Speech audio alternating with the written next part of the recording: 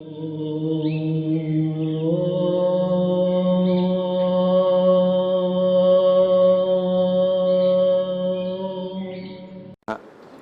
साक्षात् परब्रह्म तस्मै श्री गुरवे नमः।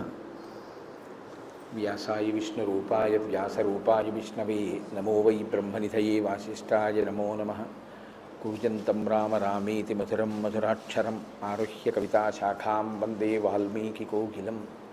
श्रुतिस्मृतिपुराणानाम् आलयं करुणालयं नमामि भगवत्पादशङ्करं लोकशङ्करम्। वागर्धाविव सम्पृक्तौ वागर्धप्रतिपत्तये जगतः पितरौ वन्दे पार्वतीपरमेश्वरौ।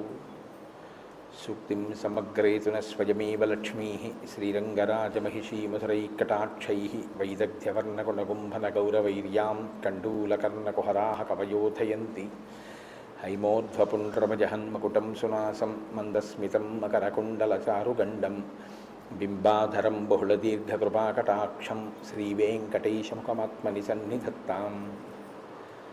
मनोजवं मरुततुल्यवेगं जितेन्द्रियं बुद्धिमतां वरिष्ठं वातात्मजं वनरयूथमुख्यं श्रीरामदूतं शिरसा नमामि। आपदामपहर्तारं दातारं सर्वसम्पदां लोकाभिरामं श्रीरामं भूयो भूयो नमाम्यहम्। श्रीरामचन्द्रं श्रितपारिजातं सीतामुखाम्बोरुहचिञ्चरीकः समस्तकल्याणगुणाभिरामः निरन्तरं मङ्गलमातनोतु।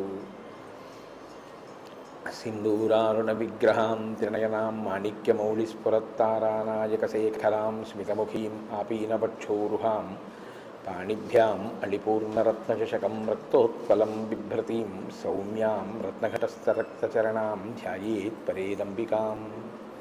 हरि ओम। परमेश्वर स्वरूपैన సహృదయ నమస్కారం। ఆదో పూజ్యో గణాధిపః అని ఆర్యోక్తి. అంటే మొట్టమొదట పూజింపబడవలసినటువంటి దైవం వినాయకుడు. ఎందుచేత ఆయన్ని అలా ప్రారంభంలో పూజ చేయవలసి ఉంటుంది అంటే ఆయన విఘ్నకారకుడు, అలాగే విఘ్న నాశకుడు. ఆయనే విఘ్నాల్ని కల్పిస్తాడు, ఆయనే విఘ్నాల్ని నశింపచేస్తాడు. అదేమిటంటే విఘ్నాల్ని నశింపచేస్తారన్నారు బాగుంది, కానీ విఘ్నాల్ని కల్పిస్తాడన్న మాట అంత సమంజసంగా ఉంటుందా? అంటే అలా ఎందుకుంటుంది ఆ తత్వంలో అన్న విషయాన్ని మీరు ఇప్పుడు నేను చేయబోయే ప్రసంగంలో తెలుసుకుంటారు. సాధారణంగా ఎప్పుడైనా సరే ఏదైనా కార్యక్రమం ప్రారంభం చేస్తే తప్పకుండా మనందరం చెప్పవలసినటువంటి శ్లోకం ఒకటి ఉంటుంది. ఏదైనా ఒక పెద్ద కార్యాన్ని ప్రారంభం చేసే ముందు, ఆ రోజు దినచర్యని ప్రారంభం చేసే ముందు పూజా కార్యక్రమంలో మొట్టమొదటి పూజలో మొదట చెప్పవలసిన శ్లోకం సుముఖశ్చైకదంతశ్చ కపిలో గజకర్ణకః లంబోదరశ్చ వికటో విఘ్నరాజో వినాయకః ధూమకేతుర్గణాధ్యక్ష ఫాలచంద్రో గజాననః వక్రతుండ శూర్పకర్ణో హేరంబ స్కందపూర్వజః షోడశైతాని నామాని ఎప్పటే శృణుయాదపి విద్యారంభే వివాహే చ ప్రవేశే నిర్గమే తథా సంగ్రామే సర్వకార్యేషు విఘ్నస్తస్య న జాయతే. అది శ్లోకం. ఇందులో విఘ్నేశ్వరుడికి 16 నామాలు చెప్తారు. ఈ 16 నామాలు షోడశైతాని నామాని అని. అయితే మీరు ఒక విషయాన్ని జాగ్రత్తగా గమనించండి. విఘ్నేశ్వరుడికి ఎప్పుడూ కూడా 21 అంకె మీదే ఉంటాయి. ఏవైనా కూడా 21 అంకె మీదే ఉంటాయి. ఏకవింశతి పత్రాణి అని 21 పత్రులతో పూజ, అలాగే 21 రకాలైనటువంటి పుష్పాలతో పూజ, అలాగే 21 రకాలైనటువంటి 21 అంకె మీద 21 సంఖ్య మీద పిండి వంటల్ని కూడా చేసి నివేదన చేయడం అనేటటువంటి పద్ధతి ఉంది. కానీ ఈ శ్లోకంలో ఏమంటున్నారంటే షోడశైతాని నామాని ఎప్పటే శృణుయాదపి 16 అంకె గురించి మాట్లాడుతున్నారు. మేము విఘ్నేశ్వరుడి యొక్క 16 నామములు చెప్తున్నాం. ఈ 16 నామములను కూడా మీరు చెప్పండి అని చెప్పట్లేదు. మీరు చెప్తే మంచిది, చెప్పకపోతే కనీసం వినండి అంటున్నారు. ఎప్పటేత్ శృణుయాదపి, మీరు చెప్పగలిగి ఉండాలి ఈ 16 నామాలు. ఒకవేళ ఏ కారణం చేతనైనా ఏమండి మేము ఆ 16 నామాలు చెప్పలేము, మాకు నోరు తిరగదనో లేకపోతే మేము ధారణ చెయ్యలేమనో, చూసి చదవడం కూడా మాకు చేత కాదనో అంటే ఇంట్లో ఈ 16 నామాలు చెప్పేవాడు తప్పకుండా ఉండాలి అని. ప్రతి ఇంట్లోనూ కూడా ఈ 16 నామాలు చెప్పబడాలి. చెబితే మిగిలిన వాళ్ళు వినాలి. అంటే ఈ శ్లోకాన్ని ప్రతిరోజు పైకే చదవాలి అని గుర్తు. ఇంట్లో మిగిలిన వాళ్ళు దీన్ని చదవలేరు అంటే ఇంటి యజమాని దీన్ని పైకి చెప్పాలి. చెప్తే మిగిలిన వాళ్ళు వినవలసి ఉంటుంది. కనీసం ఏమిటంటే పూజ ప్రారంభం అవుతోంది అంటే వెళ్ళి అక్కడ నిలబడడం కష్టం కాదుగా. పూజ మధ్యలో ఏదైనా అంగం అంటే మాకు తెలియదండి, ఆ సమయానికి ఏదో పనిలో ఉంటాం, ఎలా పెడతాం అనొచ్చు. పూజ ప్రారంభం చేసి ఘంటారామం చేయగానే వెళ్ళి అక్కడ నిలబడడం పెద్ద విశేషం ఏం కాదు. కాబట్టి ప్రతిరోజు మనం ఈ 16 నామాలు చెప్పాలి. కనీసంలో కనీసం పెద్దలు చెప్తున్నప్పుడు వినాలి. 21 కదా విఘ్నేశ్వరుడికి అన్ని పూజకి వాడబడేటటువంటి సంఖ్య. మరి ఈ శ్లోకం దగ్గరికి వచ్చేటప్పటికి 16 అన్నమాట ఎందుకు వాడారు? షోడశైతాని నామాని. 21ని 16 ఎందువల్ల చేయవలసి వచ్చింది అంటే షోడశ కళా ప్రపూర్ణుడు చంద్రుడు. చంద్రుడికి 16 కళలు. 16 కళలు చంద్రుడికి ఉంటే మనిషి జీవితం కూడా షోడశ సంస్కారములతో ఉంటుంది. చిట్ట చివరి సంస్కారం అంత్యేష్టి సంస్కారం. 16 సంస్కారములు నడుస్తాయి మనిషికి. పుట్టుకకి పూర్వం తల్లి గర్భంలో ప్రవేశించినప్పుడు జరిగేటటువంటి సీమంతము అంటుంటారు. కానీ అసలు నిజానికి అది సీమన్నతోత్సవము అని చెప్పి ఆ పాపట భర్త తీస్తాడు. ఆ పాపట భర్త తీసేటటువంటి ఉత్సవానికి ఆ పేరు. అక్కడ ప్రారంభం చేసి శరీరం పడిపోయిన తరువాత చేసేటటువంటి అంత్యేష్టి సంస్కారంతో 16 నడుస్తాయి. మీరు ఒక పూజ చేశారనుకోండి, షోడశోపచార పూజ, 16 ఉపచారములు తప్పకుండా ఈశ్వరుడికి నడవాలి. ఎట్టి పరిస్థితుల్లోనూ ప్రతిరోజు 16 ఉపచారములతోటి పూజ చేయాలి ఇంట్లో. అసలు న్యాయంగా కొన్ని వేల ఉపచారాలు, అన్ని నాకు చేత కావండి 64 ఉపచారాలు, 64 కూడా నేను చేయలేనండి 16 ఉపచారాలు, 16 కూడా నా వల్ల కాదండి 5 ఉపచారాలు, పంచసంఖ్యోపచారిణి 5 కూడా చేయలేనండి క్షమార్పణ లేదు. గృహస్థాశ్రమంలో 5 ఉపచారాలు తప్పకుండా చేయవలసింది. ప్రతి ఇంటిలోనూ కూడా దేవతార్చన జరిగినప్పుడు 5 ఉపచారములతో సింహాసనం అర్చింపబడాలి. గంధ, పుష్ప, ధూప, దీప నైవేద్యములని ఈ 5 జరగాలి. కాబట్టి ఇప్పుడు 16 అంకె మీద చెప్తున్నారు. షోడశోపచార పూజ 16 అంకె. అలాగే ఇప్పుడు 16 తీసుకొచ్చారు. అవన్నీ ఉపచారాలు, కళలు, సంస్కారములు కాబట్టి 16 చెప్పారా? ఇంతకన్నా ఏమైనా ఉందా అంటే మీరు చూడండి. ఎప్పుడైనా పెద్దల దగ్గరికి వెళ్ళి మీరు నమస్కారం చేస్తే ఒక ఆశీర్వచనం ఉంటుంది. శతమానం భవతి శతాయు పురుష శతేంద్రియ ఆయుష్ దేవేంద్రియే ప్రతిష్టతి.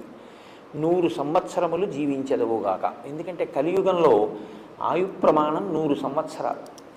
100 సంవత్సరముల పూర్ణాయుర్దాయమును పొందెదువుగాక అని ఆశీర్వచనం. కానీ యథార్థానికి మీరు ఎప్పుడైనా ఎవరికైనా అభ్యున్నతిని కోరారనుకోండి, వాళ్ళు అభివృద్ధిలోకి రావాలి అని మీరు మనస్ఫూర్తిగా కోరుకున్న వారైతే మీరేం చేయవలసి ఉంటుందంటే వీరికి 16 కటాక్షింపబడుగాక అని కోరుకోవాలి. ఏమిటా 16? మీరు చాలా జాగ్రత్తగా జ్ఞాపకం పెట్టుకోండి. ఇది మీరు సంకల్పం చేస్తారు. అసలు యథార్థానికైతే గురువు ఏం చేస్తారో తెలుసా అండి? ఎదురుగుండా చేసే ఆశీర్వచనం కాదు. తాను భగవదర్చన చేసినప్పుడు, తన సింహాసనాన్ని అర్చన చేసినప్పుడు ఈశ్వరుణ్ణి అడుగుతాడు. ఈ 16 ఫలానా వారికి కృప చెయ్యి సర్వేశ్వర అని అడుగుతాడు. గురువుగారి యొక్క భక్తి చేత, ఆయన చేత అర్చింపబడిన పరమేశ్వరుడు ఆయన ఎవరి కొరకు సంకల్పం చేశారో వారికి ఆ అభ్యున్నతిని ఇస్తాడు. ఇవి 16 అడుగుతారు. ఈ 16 ధర్మ, అర్థ, కామ, మోక్ష, భక్తి, జ్ఞాన, వైరాగ్యములు. ఇక్కడికి 7. దీర్ఘాయుర్దాయం. దీర్ఘాయుర్దాయంతో పాటుగా రోగాలు లేనటువంటి ఆరోగ్యంతో కూడినటువంటి జీవితం, సంపద కలిగి ఉండడం, సంపద అభివృద్ధి చెందడం, అభివృద్ధి చెందినది స్థిరత్వాన్ని పొందడం, దీనితో పాటు ఆ యజమాని వీర్యమును పొంది ఉండడం. అంటే కదిలిపోకుండా ఉండగలిగినటువంటి స్థితి, విజయాన్ని పొందడం, తలపెట్టిన కార్యాలు విజయవంతం అవుతూ ఉండడం, పుత్రపౌత్రాభివృద్ధిని చూడగలగడం, అంటే కొడుకుల్ని మనవల్ని కూడా చూడాలి కాబట్టి 3 తరాలు చూస్తాడు. పుత్రపౌత్రాభివృద్ధిని అంటే ప్రపౌత్రులతో చూడగలగడం, తన కులదేవత ఎవరో, సింహాసనంలో కులదేవత ఉంటారు, పరంపరాగతంగా వస్తూ ఉంటారు, ఆయనే అన్నీని చూడాలి. మీరు కులదేవతని మార్చే అధికారం మీకు ఉండదు. మీ పరంపరాగతంగా మీ సింహాసనంలో కులదేవత ఎవరో అర్చన వారికి చెయ్యాలి, కానీ మీ ఇష్టదేవతని మీ కులదేవతలో చూడాలి. మీకు నేను ఒక ఉదాహరణ చెప్పాలి అంటే బాగా అర్థం అవడానికి, నా కులదేవత పార్వతీ పరమేశ్వరులు అనుకోండి, నా ఇష్టదేవత సీతారాములు అనుకోండి. నేను పార్వతీ పరమేశ్వరుల యొక్క మూర్తులను తీసేసి సీతారాముల మూర్తులు పెట్టకూడదు. పార్వతీ పరమేశ్వరుల యందు సీతారాముల్ని చూడాలి తప్ప కులదేవతని తీసేసేటటువంటి అధికారం ఎవ్వరికీ ఉండదు. అది చాలా ప్రమాదకరం. అటువంటి పనులు చేయకూడదు ఎప్పుడూను. కాబట్టి ఆ కులదేవతని మీరు ఎవరిని అర్చన చేస్తున్నారో వారు ఆ యజమాని యందు ప్రీతి చెంది వారిని అనుగ్రహించుగాక అని కోడుకోవడం 16. 16 వచ్చాయి కదండి. కాబట్టి ఈ 16 యజమానికి దొరకాలి అని కోరడం. యజమాని అంటే మీరు ఒకటి గుర్తుపెట్టుకోండి, యజమాని అంటే ఇంగ్లీష్లో ఓనర్ అన్న శబ్దంతో కాదు, యజ్ఞము చేయువాడు యజమాని అని, అంటే ప్రతివాడు యజ్ఞం చెయ్యాలి అని. కాబట్టి అటువంటి యజమానికి ఈ 16 కలగాలి అని కోరుకోవడం పూర్ణమైనటువంటి ఆశీర్వచనం. కాబట్టి ఇప్పుడు షోడశైతాని నామాని 16 నామములు ఎందుకు చెప్తున్నామంటే పరిపూర్ణమైన ఆశీర్వచనము కొరకు. ఈ 16 సిద్ధించడానికి ఏవి విఘ్నాల రూపంలో అడ్డొస్తున్నాయో, ఏవి ప్రతిబంధక రూపంలో వస్తున్నాయో వాటిని తొలగించి ఈ 16ంటిని సిద్ధింపజేయగలిగినటువంటి వాడు గణపతి. కాబట్టి ఇటువంటి మహానుభావుణ్ణి మేము ఇవాళ ప్రార్థన చేస్తున్నాం. ఇవాళ అంటే ప్రతిరోజు అని దాని అర్థం. అది మేము 16 నామములు చెప్పినప్పుడు మొట్టమొదటి నామంతో ఆయన ఏమని పిలుస్తున్నాం? సుముఖ. సుముఖ అంటే మంచి ముఖమున్నవాడు. సంస్కృతంలో ముఖము అన్న మాటకి నోరు అని కూడా అర్థం. సుముఖ అంటే మంచి ముఖం. ముఖము ఇప్పుడు వస్తుంది, పుట్టుకతో వస్తుంది. విఘ్నేశ్వరుడు యొక్క పుట్టుక ఎలాగా? ఆయన పుట్టుక ఒక స్త్రీ గర్భవాసం చేసి జన్మించిన వాడు కాదు. అమ్మవారు ఆవిడ సుమంగళి, అందున నిత్య సుమంగళి, నిత్య యవ్వనంలో ఉండేటటువంటి తల్లి. అటువంటి తల్లి కనుక ఎప్పుడూ పసుపు రాసుకుని ఉంటుంది ఆవిడ. ఎప్పుడూ పసుపు రాసుకుని ఉండేటటువంటి అమ్మవారు ఒకానొక రోజున తన ఒంటి మీద ఉన్న పసుపు నెలిచి ముద్ద చేసి ప్రాణప్రతిష్ఠ చేసింది. ఇప్పుడు విఘ్నేశ్వరుడు యొక్క మొదటి స్వరూపం నరవినాయకుడు. అంటే నరుడు ఎలా ఉంటాడో అలాగే పుట్టారు ఆయన. ఇప్పటికీ చిదంబరంలో ఒక చోట, అలాగే మనకి రాక్ఫోర్ట్ టెంపుల్ అని ఉంటుంది ట్రిచి, ఆ రాక్ఫోర్ట్ టెంపుల్లోనూ నరవినాయకుని యొక్క రూపాలు ఉన్నాయి. కానీ గుర్తుపట్టడం కష్టం. వినాయకుడు మనకి ఇంకొకలా అలవాటైపోయి నరవినాయకుడిని గుర్తుపట్టరు ఎవరు. ఇప్పుడు అమ్మవారు పసుపు ముద్దతో మొట్టమొదట వినాయకుడిని ప్రతిష్ఠ చేసింది, అందులోకి తీసుకొచ్చింది తేజస్సు. అందుకే అప్పటి నుంచి ఇప్పటి వరకు కూడా వినాయకుడు ఆవాహన ఎందులోకి అవుతారు తొందరగా అంటే పసుపు ముద్దలోకే. 2 తమలపాకులు అక్కడ పెట్టి అందులో పసుపు ముద్ద పెట్టి బొట్టు పెట్టి మీరు ప్రార్థన చేస్తే విఘ్నేశ్వర తేజస్సు అందులోకి ప్రవేశించేస్తుంది. ఎందుకంటే అమ్మ మొదట అలాగే సృష్టించింది. ఇప్పుడు ఆయన మొదటి రూపంలో ఆయన నరుడు కదండి. మొదటి రూపంలో నరుడైన వాడి ముఖం నరముఖం. మరి గజముఖం ఎక్కడి నుంచి వచ్చింది? పరమశివుడు నరముఖాన్ని తొలగించాడు, గజముఖాన్ని పెట్టాడు. మనకి వినాయక వ్రత కల్పం కథలో ఏం చెప్తారంటే, ఏదో పరమేశ్వరుడు ఎక్కడికో వెళ్ళాడు, ఇంటికి వచ్చాడు, పార్వతీదేవి లోపల బయట కాపుగా పెట్టింది, నువ్వెవరివన్నాడు, నేను కాపలా ఉన్నాను లోపలికి వెళ్ళొద్దని ఆయన అన్నాడు, వీళ్ళిద్దరికీ దెబ్బలాట వచ్చింది, యుద్ధం జరిగి త్రిశూలంతో తలకై తీసేశాడు అంటారు. పార్వతీదేవి ఏడిచింది, అందుకని తీసుకొచ్చి గజముఖాన్ని పెట్టాడు.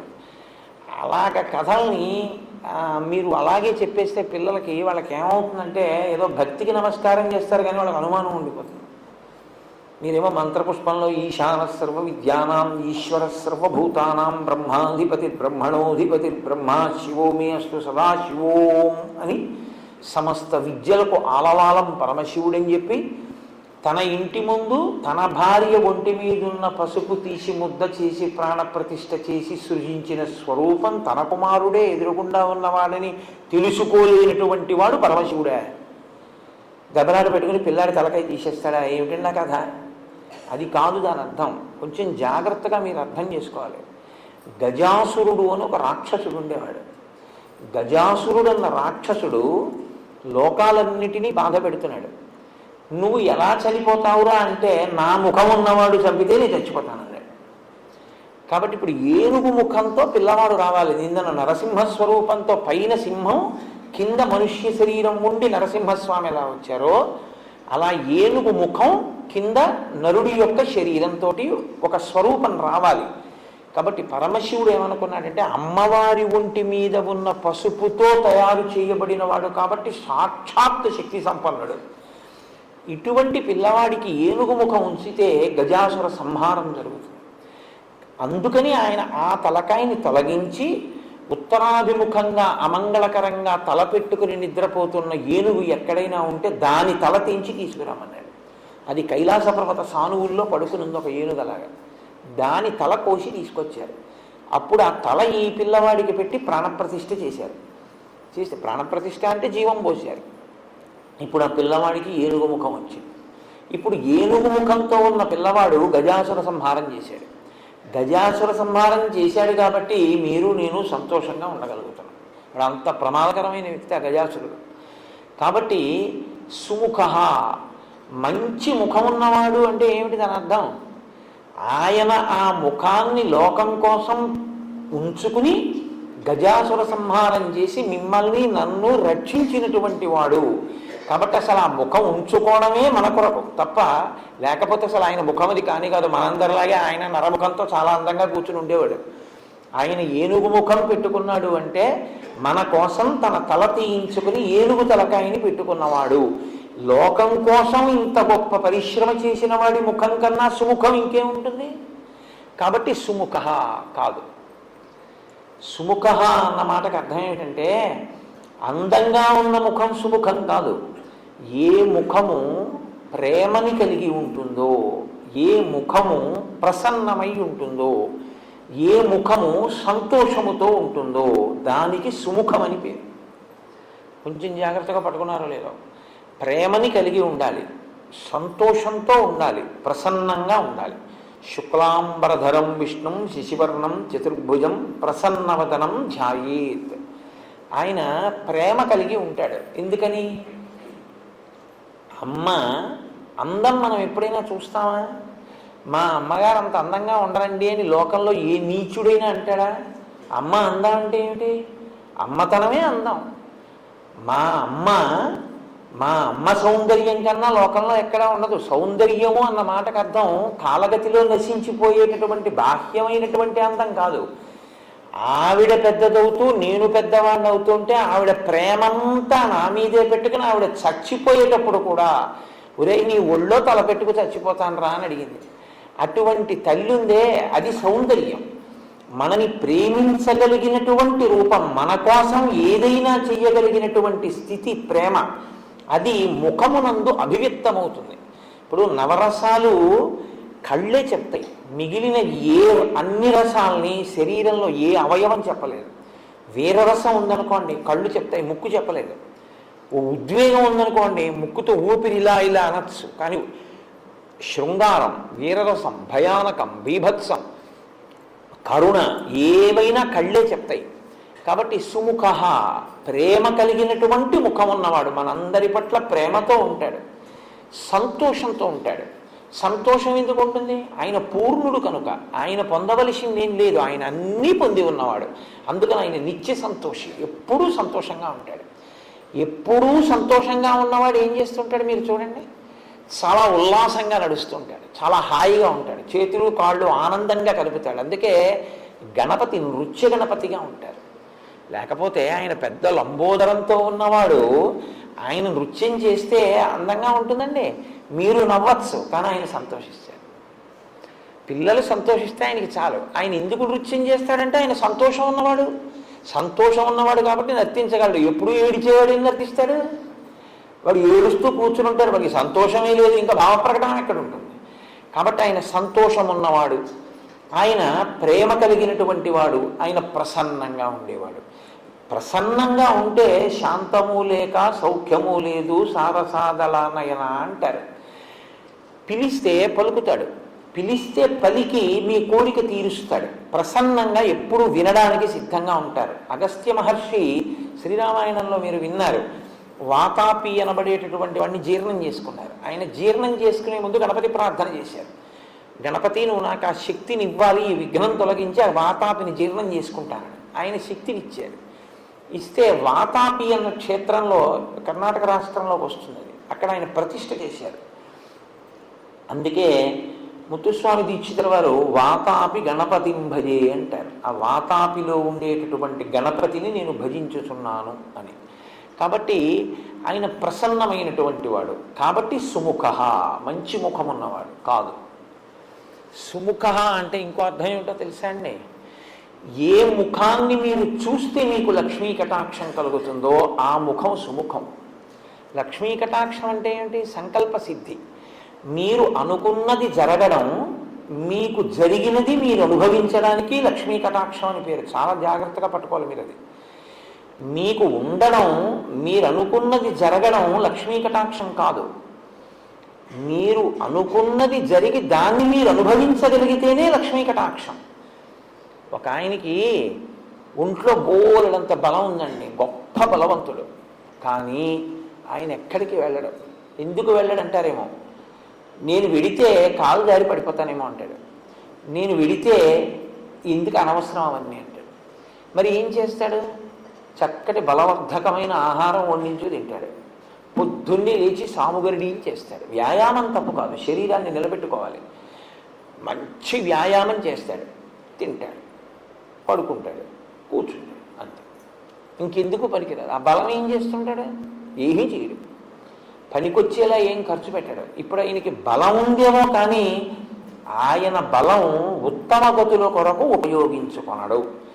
ఇప్పుడు ఆ బలంతో 108 ప్రదక్షిణాలు చేస్తూ ఉంటానండి నేను గుడికి అన్నాడు అనుకోండి. నేను ఈశ్వరుడి పల్లకి పడతానండి, నేను దేవాలయాన్ని శుభ్రం చేస్తూ ఉంటానండి వెళ్ళి. వారంలో ఒకరోజు నేను వెళ్ళి గుడిని శుభ్రం చేస్తాను. నాకు కాకినాడలో విశ్వేశ్వర స్వామి వారి దేవాలయం అని ఒక శివాలయం, అందులో ఏపీఎస్ఆర్టీసీలో ఒక మంచి అధికారి ఆయన ఏం చేస్తూ ఉంటారంటే తెల్లవారుజామున వచ్చి చీపురు పట్టుకొచ్చి గుడెంతా తుడిచేస్తారు. ఆయన ఇంకేం వ్యాయామం చేయరు. ఆయన వ్యాయామం ఏమిటంటే పొద్దున్నే ఔపచారిక స్నానం కింద ఒంటి మీద నీళ్లు పోసుకొని చీపురు చాట అవి పట్టుకొని వస్తారు. వచ్చి మొత్తం గుడెంతా తుడిచేస్తారు. ఆయన గుడెంతా తుడిచేసి వెళ్ళిపోతారు. నాకు కాకినాడ పట్టణంలో ఇలా సేవ చేసేవాళ్ళు చాలామంది తెలుసు. చాలా దేవాలయాల్లో చాలామంది చేస్తుంటారు. ఎన్ని పేర్లు నేను చెప్పను, చాలా గొప్ప విషయం అది. కేవలం వ్యాయామం కాకుండా దేవాలయానికి వెళ్ళి దేవాలయంలో సేవ చేసి వస్తుంటారు. ఒళ్ళంతా చెమట పడుతుంది. వ్యాయామానికి వ్యాయామం, ఈశ్వర సేవ, ఈశ్వర సేవగా వ్యాయామం తప్ప శరీరాన్ని నిలబెట్టుకోవడానికి వ్యాయామంగా వాళ్ళు చేయరు. అది ఒక గొప్ప స్థితి. అంటే ఉన్నదాన్ని అనుభవించగలగడం. ఇంట్లో పదార్థం ఉంది కానీ తినగలగాలి, ఆరోగ్యం ఉండాలి కదా. అందుకే కదా 16లో ఆరోగ్యం వచ్చింది. అప్పుడు అది లక్ష్మీ కటాక్షం కింద మారుతుంది. ఈ లక్ష్మీ కటాక్షాన్ని ఇంట్లో కృప చెయ్యగలిగినటువంటి రూపం మీరు ఇలా చూస్తే చాలు. మీకు ఇవ్వగలిగినటువంటి రూపం వినాయక స్వరూపం. ఎందుకో తెలుసా అండి? లక్ష్మీదేవి 5 స్థానాల్లో ఉంటుంది. ఆవిడకి 6వ స్థానం లేదు, ఇంకా 5 స్థానాలు ఆవిడకి. అందులో మొట్టమొదటి స్థానం ఏనుగు యొక్క కుంభస్థలం. అందుకే గజారోహణం చేయించారండి ఆయనకంటారు. ఏనుగు కుంభస్థలంలో లక్ష్మీదేవి ఉంటుంది. రెండవది ఆవు యొక్క వెనక తట్టులో లక్ష్మీదేవి ఉంటుంది. అందుకే గోపృష్ఠానికి నమస్కారం, గోముఖానికి నమస్కారం లేదు, గోపృష్ఠం. మూడవది తామర పువ్వుల్లో లక్ష్మీదేవి ఉంటుంది. అందుకే తామర పువ్వుని లక్ష్మీదేవికి పూజ విషయంలో ప్రత్యేకం వాడతారు.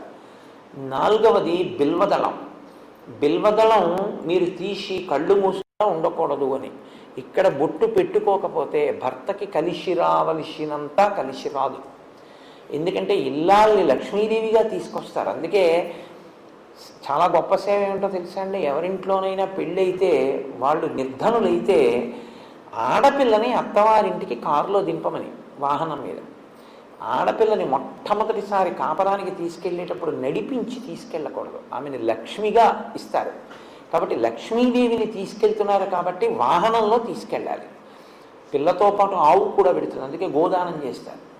కాబట్టి వివాహం అయిపోయినటువంటి స్త్రీ సువాసిని యొక్క పాపట ప్రారంభ స్థానమునందు బొట్టు పెట్టుకోబడేటటువంటి ప్రదేశం లక్ష్మీస్థానం. కాబట్టి ఇప్పుడు ఈ 5 లక్ష్మీ స్థానాలు. ఇందులో మొదటిది ఏనుగు యొక్క కుంభస్థలం. ఇప్పుడు ఆయన ఏనుగు ముఖంతో ఉన్నాడు. మీరు లేవగానే ఒకసారి వినాయకుడి యొక్క ముఖాన్ని చూశారనుకోండి, ఇలా ఆయన ముఖాన్ని చూసినంత మాత్రం చేత మీకు లక్ష్మీ కటాక్షం కలుగుతుంది. ప్రతిరోజు వినాయకుడి ముఖం చూస్తే చాలు. ఎవరి ముఖం చూస్తే మీకు కలిసి వస్తుందో అది కాకపోతే సుముఖం ఇంకెవరిది సుముఖం అవుతుంది. ఇవాళ లేక ఎవరి మొహం చూశాను అంటారు. కాబట్టి అలా చూడగలిగిన ముఖమేదో అది సుముఖం. కాబట్టి సుముఖ కాదు ఇంకో అర్థం. ఒక్క వినాయకుడికి ఒక గమ్మత్తైనటువంటి అనుబంధం ఒకటి ఉంది లోకంలో. అందుకే వినాయకుడి మీద పెద్దలు ఎప్పుడైనా ప్రార్థన చేస్తే ఈ శ్లోకం చెప్తూ ఉంటారు. శ్రీకాంతో మాతులో యస్య జననీ సర్వమంగళ జనక శంకరో దేవ తం వందే కుంజరాననం అని చెప్తారు. ఇది చాలా గమ్మత్తైన శ్లోకం నిజంగా. ఎందుకంటే ఎప్పుడైనా నమస్కారం చేస్తే ఆయన తల్లి సంబంధం చెప్తారు, తండ్రి సంబంధం చెప్తారు. ఒక్క వినాయకుడికి మాత్రం మేనమామ గారితో మొదలెడతారు. శ్రీకాంతో మాతులో యస్య, మాతులు అంటే మేనమామ, నీ మేనమామ శ్రీకాంతుడు. శ్రీకాంతుడు అంటే శ్రీ అంటే లక్ష్మీదేవి యొక్క భర్త, నీకు మేనమామ. కాబట్టి ఇప్పుడు వినాయకుడికి మేనమామ అంటే వినాయకుడి యొక్క తల్లి పార్వతి, పార్వతి యొక్క సోదరుడు విష్ణువు. ఎక్కడుంది అలాగా? అలా ఎక్కడైనా మీరు చూశారా? సోదరి సోదరుడు అంటే స ఉదర, ఒక కడుపు నుంచి పుడితే, ఒక్కసారి పుడితే వాళ్ళని సోదర సోదరి అంటారు. నారాయణ నారాయణి వీళ్ళిద్దరూ పార్వతీదేవి విష్ణుమూర్తి అన్నా చెల్లెళ్ళుగా పుట్టినట్టు మీరు ఎక్కడన్నా చదివారా? మరి ఎలా చెప్తున్నారు ఈ శ్లోకం? మేనమామని పుట్టారు వాళ్ళిద్దరూ అన్నా చెల్లెళ్ళు. అసలు ఇంకా యథార్థం మాట్లాడితే స్త్రీ రూపంలో విష్ణు ఉంటే పార్వతీదేవి, పార్వతీదేవి పురుష రూపంలో ఉంటే విష్ణుమూర్తి. అందుకే ఇద్దరూ అలంకార ప్రియత్వం. కనుక ఇప్పుడు శ్రీకాంతో మాతులో యస్య ఎప్పుడు పుట్టారు వాళ్ళిద్దరు? ఒక్కసారి. భాగవతంలో కృష్ణ పరమాత్మ ఇక్కడ వసుదేవుడికి జన్మించినప్పుడే అక్కడ యశోదానందులకు ఆవిడ యోగమాయగా జన్మించింది. ఆవిడేమో దేవకీ వసుదేవుల దగ్గరికి వచ్చింది, ఈయనేమో నంద యశోదల దగ్గరికి వెళ్ళాడు. అక్కడ పుట్టిన ఆవిడ ఇక్కడికి వచ్చింది, ఇక్కడ పుట్టిన ఆయన అక్కడికి వెళ్ళాడు. ఇద్దరికీ ఒక్కరే తల్లిదండ్రులు నంద యశోదలు. కాబట్టి వాళ్ళిద్దరూ అన్నా చెల్లెళ్ళు. భాగవతంలో ఏమి తత్వంలో వాళ్ళిద్దరూ అన్నా చెల్లెళ్ళు. అందుకే మిగిలిన పేర్లు భార్యాభర్తృ సంబంధం చెప్తాయి. రుద్ర రుద్రాణి అంటే రుద్రుడు రుద్రాణి భార్యాభర్తలు, శివ శివాని భార్యాభర్తలు, భవ భవాని భార్యాభర్తలు, నారాయణ నారాయణి భార్యాభర్తలు గారు అన్నా చెల్లెళ్ళు. నారాయణ నారాయణి అన్నా చెల్లెళ్ళు అయితే ఇప్పుడు వైష్ణవము శైవము బంధుత్వం వచ్చింది. ఈ బంధుత్వంలో వినాయకుడికి మేనమామ విష్ణుమూర్తి, నీ మేనమామ విష్ణుమూర్తి, మేనమామల ముద్దు నీలైన ముద్దు. కాబట్టి ఇప్పుడు వినాయకుడికి నమస్కారం పెడితే విష్ణుమూర్తి ప్రీతి చెందుతాడు. ఎందుకంటే మా మేనల్లుడిని పూజ చేస్తున్నాడు వీడని. అత్తయ్యో లక్ష్మీదేవి. శ్లోకం దేంతో మొదలైంది? మంగళప్రదమైన శ్రీకారంతో మొదలైంది. శ్రీకాంతో మాతులో యస్య, విష్ణువు అనుగ్రహం కావాలంటే వినాయకుడికి నమస్కారం పెట్టాలి. జనని సర్వమంగళ, ఆ తల్లి ఎవరు? ఆవిడ సర్వమంగళ, అన్ని మంగళములే చేస్తుంది ఆవిడ. అసలు ఆవిడే మంగళసూత్ర రూపంలో ఉంటుంది. అందుకే సర్వమంగళారాధన చేస్తే కానీ మంగళసూత్రం కట్టరుగా. కాబట్టి ఆవిడ లోకములన్నిటిలోనూ కూడా మంగళములకు మంగళం ఆ తల్లే, సర్వమంగళస్వరూపం. నీ తల్లో సర్వమంగళ, నీ తండ్రో జనక శంకరో దేవో శంకరోతీతి శంకర. శుభములను చేయువాడెవరో ఆయన శంకరుడు. శుభములను చేసేటటువంటి శంకరుడు నీకు తండ్రి. తం వందే కుంజరాననం. ఓ ఏనుగు ముఖం ఉన్నవాడా నీకు నమస్కారం. నీ ముఖం చూస్తే ఏమైంది? నమస్కారం పెడితే లక్ష్మీ కటాక్షం వచ్చింది. ఇప్పుడు ఆయనతో అనుబంధాలు ఉన్న వాళ్ళందరూ ఏం చేస్తున్నారు? మేలే చేస్తున్నారు. శ్రీకాంతో లక్ష్మీ భర్త, సర్వమంగళ మంగళసూత్రాన్ని కాపాడుతుంది, ఎప్పుడు మంగళాలు ఇస్తుంది. శంకరో ఆయన ఎప్పుడు శంకరోతి ఆయన శుభాలు చేస్తుంటాడు. నువ్వు అసలు చూస్తే శుభమిస్తావు. కుజరానన కాబట్టి ఇప్పుడు సుముఖ నీకన్నా మంచి ముఖం ఉన్నవాడు ఎవరా? కాబట్టి సుముఖ కాదు, ఇంకో అర్థం. ఒక్క నామానికి ఎన్ని అర్థాలంటే ఎప్పటికి పోతాయి? 16 నామాలు. సరే ఏదో ఎంతవరకు జరిగితే అంతవరకు, వీలైతే 16 ఏదో అలా ఒకసారి విహంగ వీక్షణం చేసేస్తాను ఆఖరణ. సుముఖ అంటే ఎప్పుడూ మాట్లాడకూడదు, అదే పనిగా మాట్లాడుతూ ఉండడం తప్పు. భూపసభాంతరాలముల పుష్కళ వాక్చతురత్వము ఆజి బాహాపటు శక్తియున్ ఇషమునందనురక్తియు ప్రకృతి సిద్ధ గుణంబులు సజ్జనాళికిన్.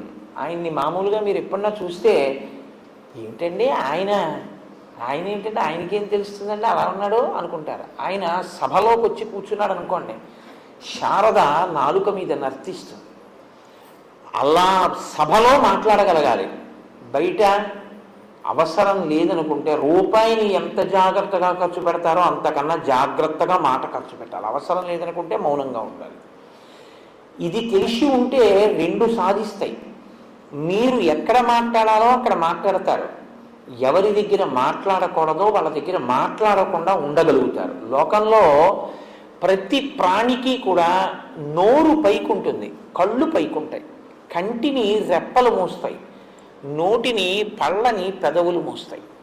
కంటిని రెప్పలు మూసిన చూపులో రెప్పకి పాత్ర లేదు. నోటిని పెదవులు మూసిన పెదవులకి భాషలోనూ మాటలోనూ భాగం ఉంది. మీరు గమనించండి, రెప్ప చూడదు, పెదవి మాట్లాడుతుంది. కొన్ని మాటలు పెదవుల మీదే వస్తాయి. మా ఉందనుకోండి, పెదవులు కలపకుండా మా అనండి. నేను చిన్నప్పుడు మా పిల్లలతోటి అమ్మ అని పెదవులు కలపకుండా అనండ్రా అంటే వాళ్ళు చాలా ప్రయత్నించి అనలేకపోయేవారు. మీరు అనండి అనేవారు వాళ్ళు చికాకు వచ్చి. ఏముందిరానో తామలపాకు కింద పెదవి మీద పెరిగిన అమ్మ అంటే కలవలేదుగా తామలపాకు అడ్డొచ్చింది అంటే నా మీద వాళ్ళు చాలా కోపడు, మీరు అన్నీ ఇలాంటి పనులు చేస్తారు నాన్నగారు. ఏదో పిల్లలతో అలా ఆటలాడుతున్నారు. సరే అది వేరు విషయం అనుకోండి. కాబట్టి పెదవికి మాట యందు పాత్ర ఉంది. నోరు సమస్త ప్రాణులకు బయటికే ఉంటుంది, కప్పబడి ఉండదు. కానీ మీరు పెద్దలతో మాట్లాడుతున్నారు అనుకోండి, ప్రత్యేకించి గురువు గారితో మాట్లాడుతుంటే ఎప్పుడూ నోటిని ఇలాగే ఉంచి మాట్లాడకూడదు. ఎందుకంటే అలా మాట్లాడితే గబుక్కుని మీ నోటి తుంపర ఆయన మీద పడిందంటే మహాపచారం కిందకు వస్తుంది. అందుకని ఇలా పెట్టుకుని ఉండాలి, ఇలా పెట్టుకుని ఉండి మాట్లాడాలి. హనుమ ఎప్పుడు రాముడి దగ్గర ఇలా ఉంటారు, ఆజ్ఞాపాలక హనుమ అని ఎక్కువ మాట్లాడరు. లోకంలో ఎప్పుడు నోటి మీద చెయ్యి వేసుకుని ఉండే ప్రాణి ఏదో తెలుసా అండి? ఒక్క ఏనుగి. ఎందుకని? ఏనుగు తొండానికి కర్రము అని పేరు, చెయ్యి. ఒక్క ఏనుగు నోరు మాత్రం పైకి కనపడదు, నోటి మీద చెయ్యి అడ్డుంటుంది, ఇలాగ తొండం అడ్డుంటుంది. అంటే నోటికి చెయ్యి అడ్డు పెట్టుకుని అత్యంత వినయంతో మాట్లాడవలసిన చోట మాట్లాడతాడు. ఎప్పుడు నోటికి చెయ్యి అడ్డు పెట్టుకుని మౌనంగా ఉంటాడు. ఆయన కన్నా అంత గొప్ప ముఖంతో ఉండి, అంత విద్వాంసుడిగా, అంత మంచి ప్రవర్తన కలిగిన ముఖంతో ఉన్నవాడు లోకంలో ఇంకెవరున్నారు? ఆ ముఖంతో మనకు అంత నేర్పుతున్నాడు. కాబట్టి సుముఖ, ఎప్పుడూ మాట్లాడుతూ ఉండకు, మౌనం కూడా నేర్చుకో అని చెప్పడానికి ముఖమునకు చెయ్యి అడ్డు పెట్టుకున్నవాడు. అంటే నోటికి తొండం అడ్డు ఉంటుంది కాబట్టి సుముఖ.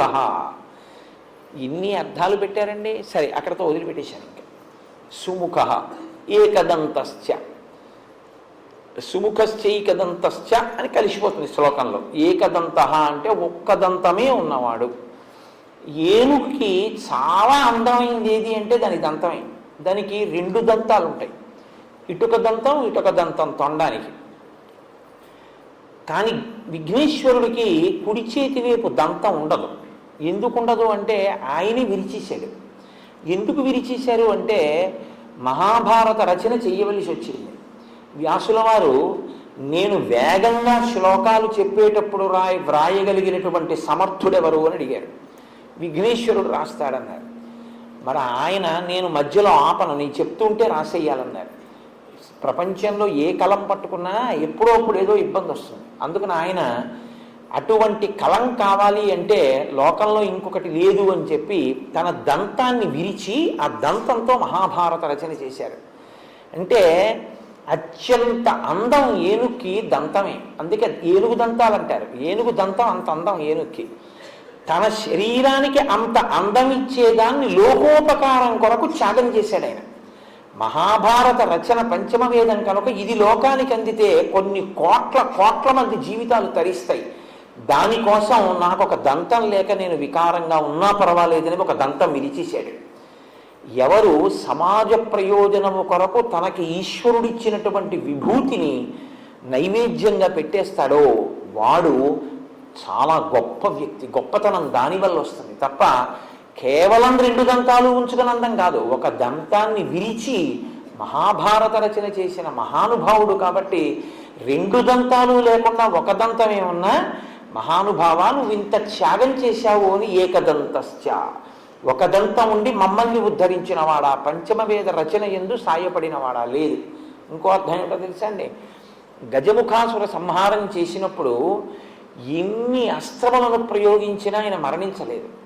అప్పుడు తన దంతాన్ని విరిచి అభిమంత్రించి విడిచిపెట్టారు వినాయకుడు, దానికి పడిపోయాడు. కాబట్టి తన దంతంతో గజముఖాసురుణ్ణి వధించిన వాడు కనుక ఏకదంతశ్చ. కాబట్టి ఇప్పుడు సుముఖశ్చైకదంతశ్చ కపిలో. కపిలో అంటే ఎర్రటి వర్ణం ఉన్నవాడు అని బాహ్యార్థం. కేవలం ఎర్రటి వర్ణం ఉన్నవాడు అంటే బాగా ఎరుపు కాదు. ఎరుపు అంటే మీరు ఏదో రక్తం ఎలా ఉంటుందో మరీ ముద్ద కట్టినటువంటి ఒక ఎర్ర మందారం ఎలా ఉంటుందో అటువంటి ఎరుపు చెప్పకూడదు. నలుపు జీరతో కూడిన ఎరుపు చెప్పాలి. అంటే దాన్ని కొంచెం మీకు అర్థమయ్యేటట్టుగా అనాలంటే డల్ రెడ్ అనొచ్చు. బాగా ప్రకాశవంతంగా ఉన్న ఎరుపు కాదు, తిలకం కుంకం అటువంటిది కాదు. కొంచెం తక్కువ స్థాయిలో ప్రకాశించేటటువంటి ఎరుపు. ఇప్పుడు ఈ ఎరుపు ఎక్కడది అని అడిగారు వినాయకుడికి. ఎందుకంటే ఎప్పుడు ఆయన్ని చెప్పినా ఆయన తెల్లగా ఉన్నాడని చెప్తాం. శుక్లాంబరధరం విష్ణుం శశివర్ణం చతుర్భుజం అని, చంద్రుళ్ళ తెల్లగా ఉంటాడు అని.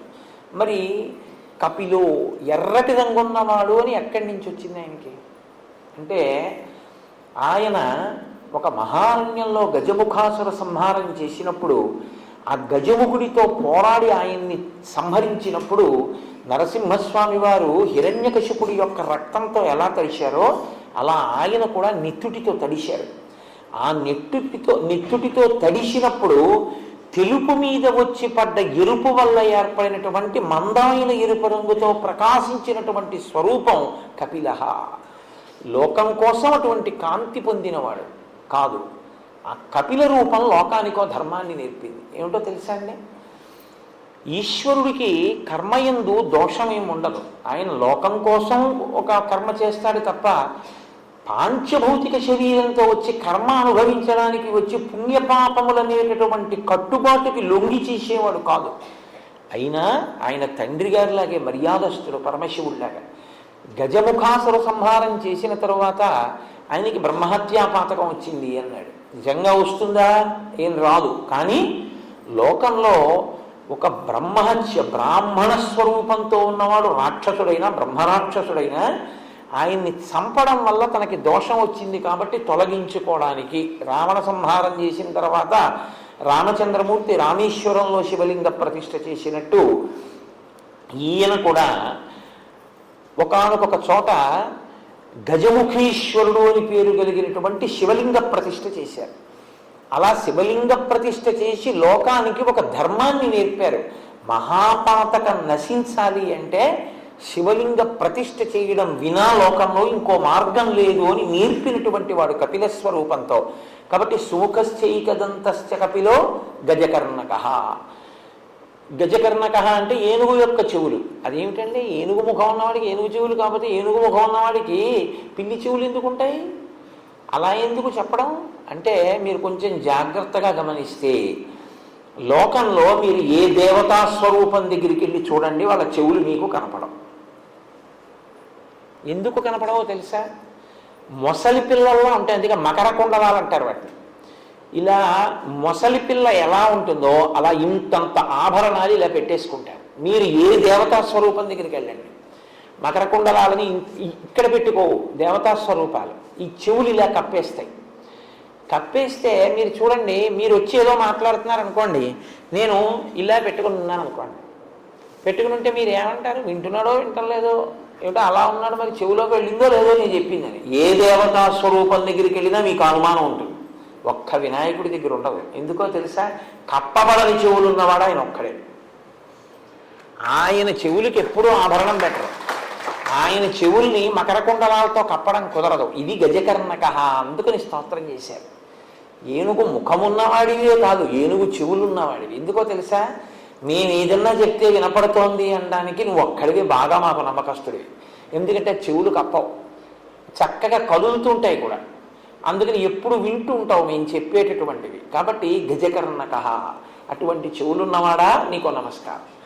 కాబట్టి చాలు, మీరు ప్రధానమైన విషయాన్ని తెలుసుకుంటుండే, లేకపోతే 16 నామాలు ఎక్కడ అవుతాయి. నేను ఎక్కడో ఆగిపోతుంటాను మధ్యలో, ఏదో నామం దగ్గర పరవశం వస్తున్నా, నామం ఎక్కువ వెళ్ళిపోతుంటాను. లంబోదరశ్చ, లంబోదరుడు అంటే చాలా పెద్ద కడుపు ఉన్నవాడు కాదు, వ్రేలాడుతున్న కడుపున్నవాడు. వ్రేలాడుతున్న కడుపు ఉండడం అంటే ఇలా అర్ధవృత్తాకారంగా ఇలా పెరిగినటువంటి కడుపు. ఇప్పుడు మీరు ఇలా మీకు వృత్తాకారం కనపడుతోంది అంటే దానికి ఇటు కూడా వృత్తాకారం ఉంది అనుకుంటే అదొక పూర్ణాకారంతో ఉందన్నమాట. నిండు సున్న ఎలా ఉంటుందో అలా ఉంటుంది. ఇప్పుడు ఈ లంబోదరం ఎందుకుందో తెలుసా అండి ఆయనకి? లంబోదరాన్ని కానీ మీరు చూస్తే ఆయన మీకు ఏం గుర్తొస్తుందంటే, ఆయనకి మోదకము అని ఉంటుంది. మోదకము అంటే లోపల పూర్ణం పెట్టి వండుతారే దాన్ని మోదకం అంటారు. లేకపోతే ఉండ్రాళ్ళంటే గుండ్రంగా ఉంటాయి, లోపల కొబ్బరితో చేసినటువంటి మధుర పదార్థాన్ని కూడా ఉంచి చేస్తూ ఉంటారు బూరెలాగి. అవి ఆ మోదకాలు ఆయనకి ప్రీతి అంటారు. ఆయనకి ప్రీతి అన్నప్పుడు మీరు ఒక విషయం గుర్తుపెట్టుకోండి, మీరు లోకంలో ఈశ్వర స్వరూపాలు సాధారణంగా మీరు ఇంట పచనం చేసినవి తినవు, తీసుకోవు, దేవతలు తీసుకోరు. మీరు ఇడ్లీ నైవేద్యం, సమోసా నైవేద్యాలు ఉండవు లోకంలో. సప్తగుణ భరితమైనటువంటి పదార్థాలే నివేదన ఉంటాయి.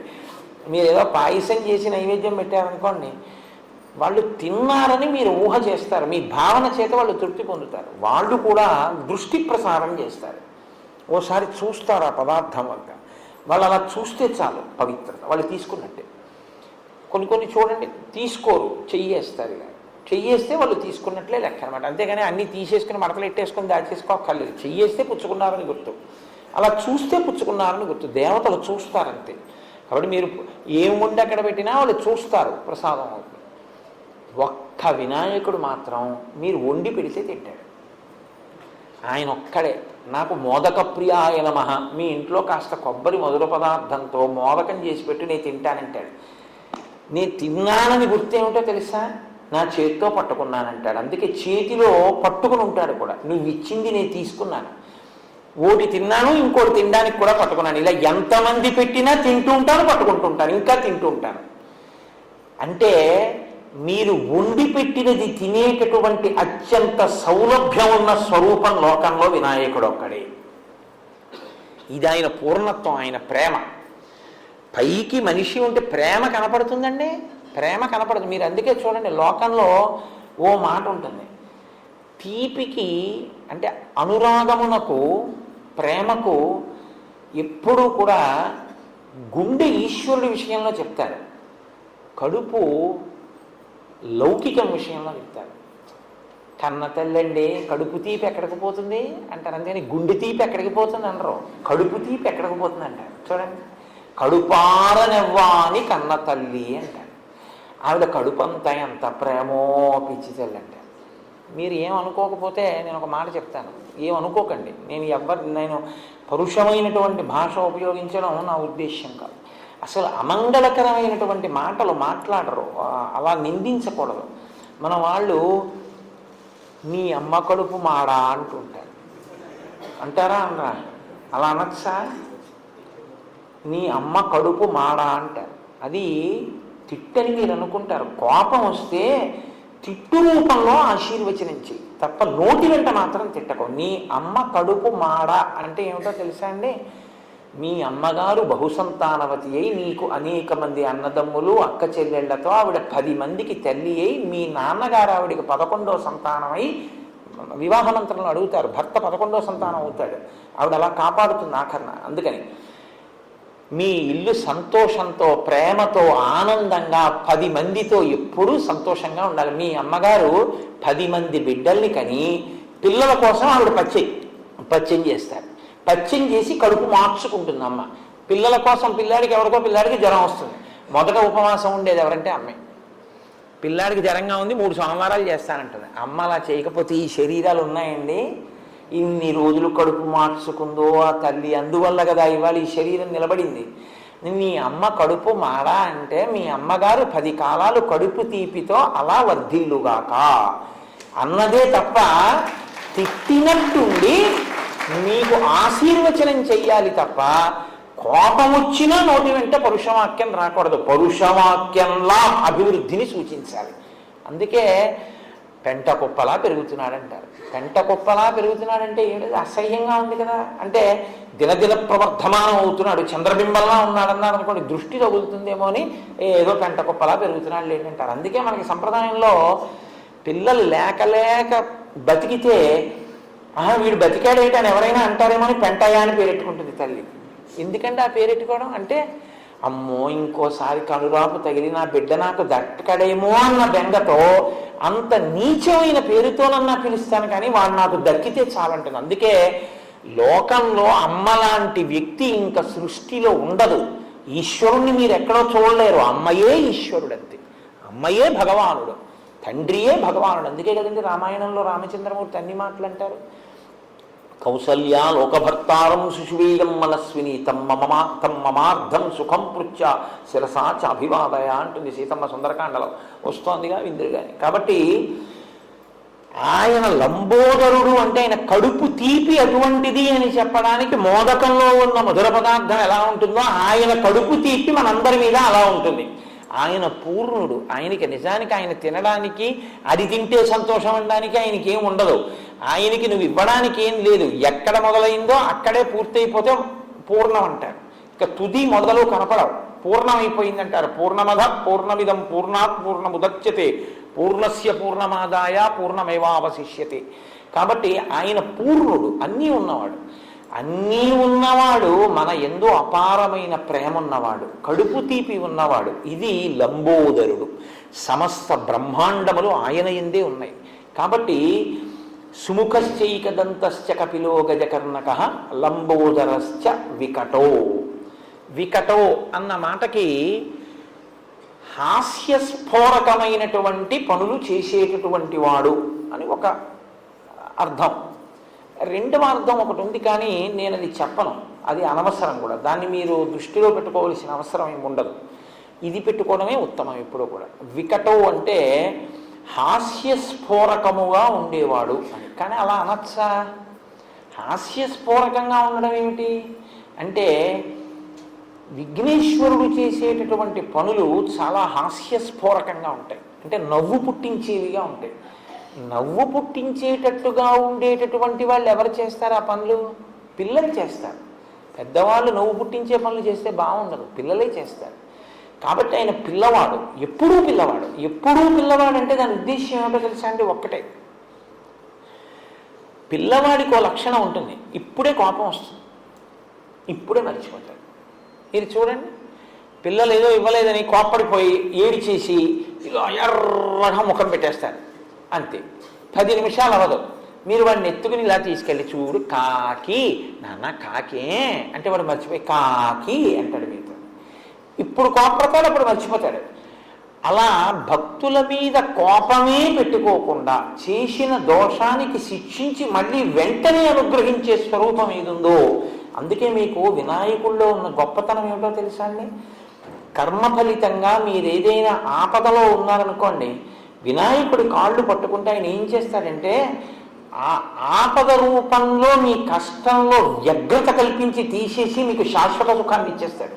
అది గణపతి యందు బాగా ఆ తత్వంలో ప్రకాశిస్తుంది. నేను మీకు ఒక ఉదాహరణ చెప్పవలసి వస్తే, కుంభకోణంలో ఒక విఘ్నేశ్వరుడు ఉన్నాడు. ఆయన్ని చెరుకు విఘ్నేశ్వరుడు అంటారు.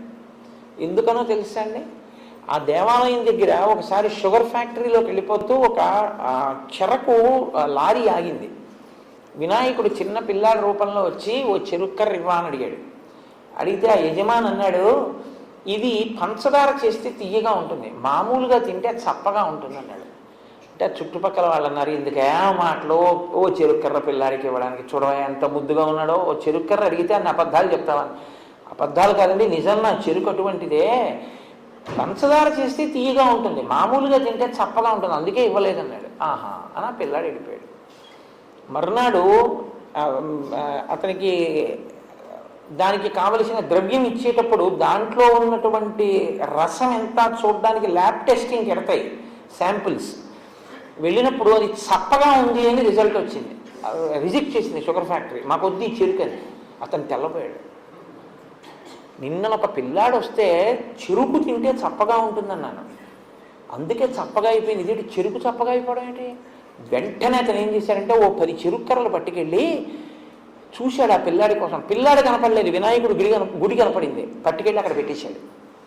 పెట్టేసి వెళ్ళి మళ్ళీ కర్ర తీసి ఏదో పొరపాటు జరిగిందేమోనండి టెస్ట్ చేయండి అన్నాడు. తీయటి రసం వచ్చింది. ఇప్పటికీ చెరుకు వినాయకుడు అంటారు అక్కడ.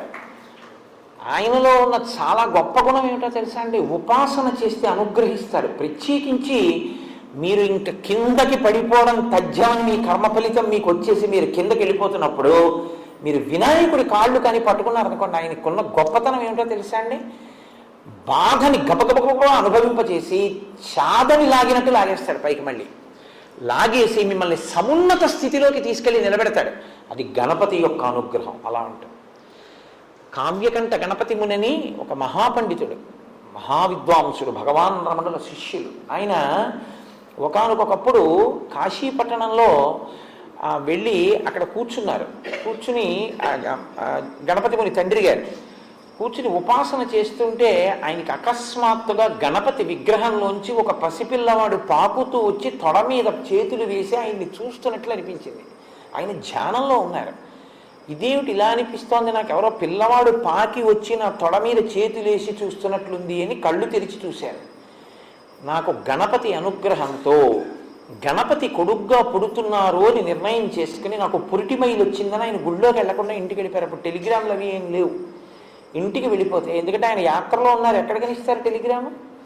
వెళ్ళిపోతే ఆయనకి ధ్యానంలో ఎప్పుడు తొడ మీద ఒక పిల్లవాడు చేయవేసినట్టు అనిపించిందో అదే ముహూర్తంలో కొడుకు పుట్టాడు. ఆయనే మహావిద్వాంసుడయ్యాడు. కావ్యకంఠ గణపతి ముని అని మంత్రద్రష్ట అయ్యారు ఆయన.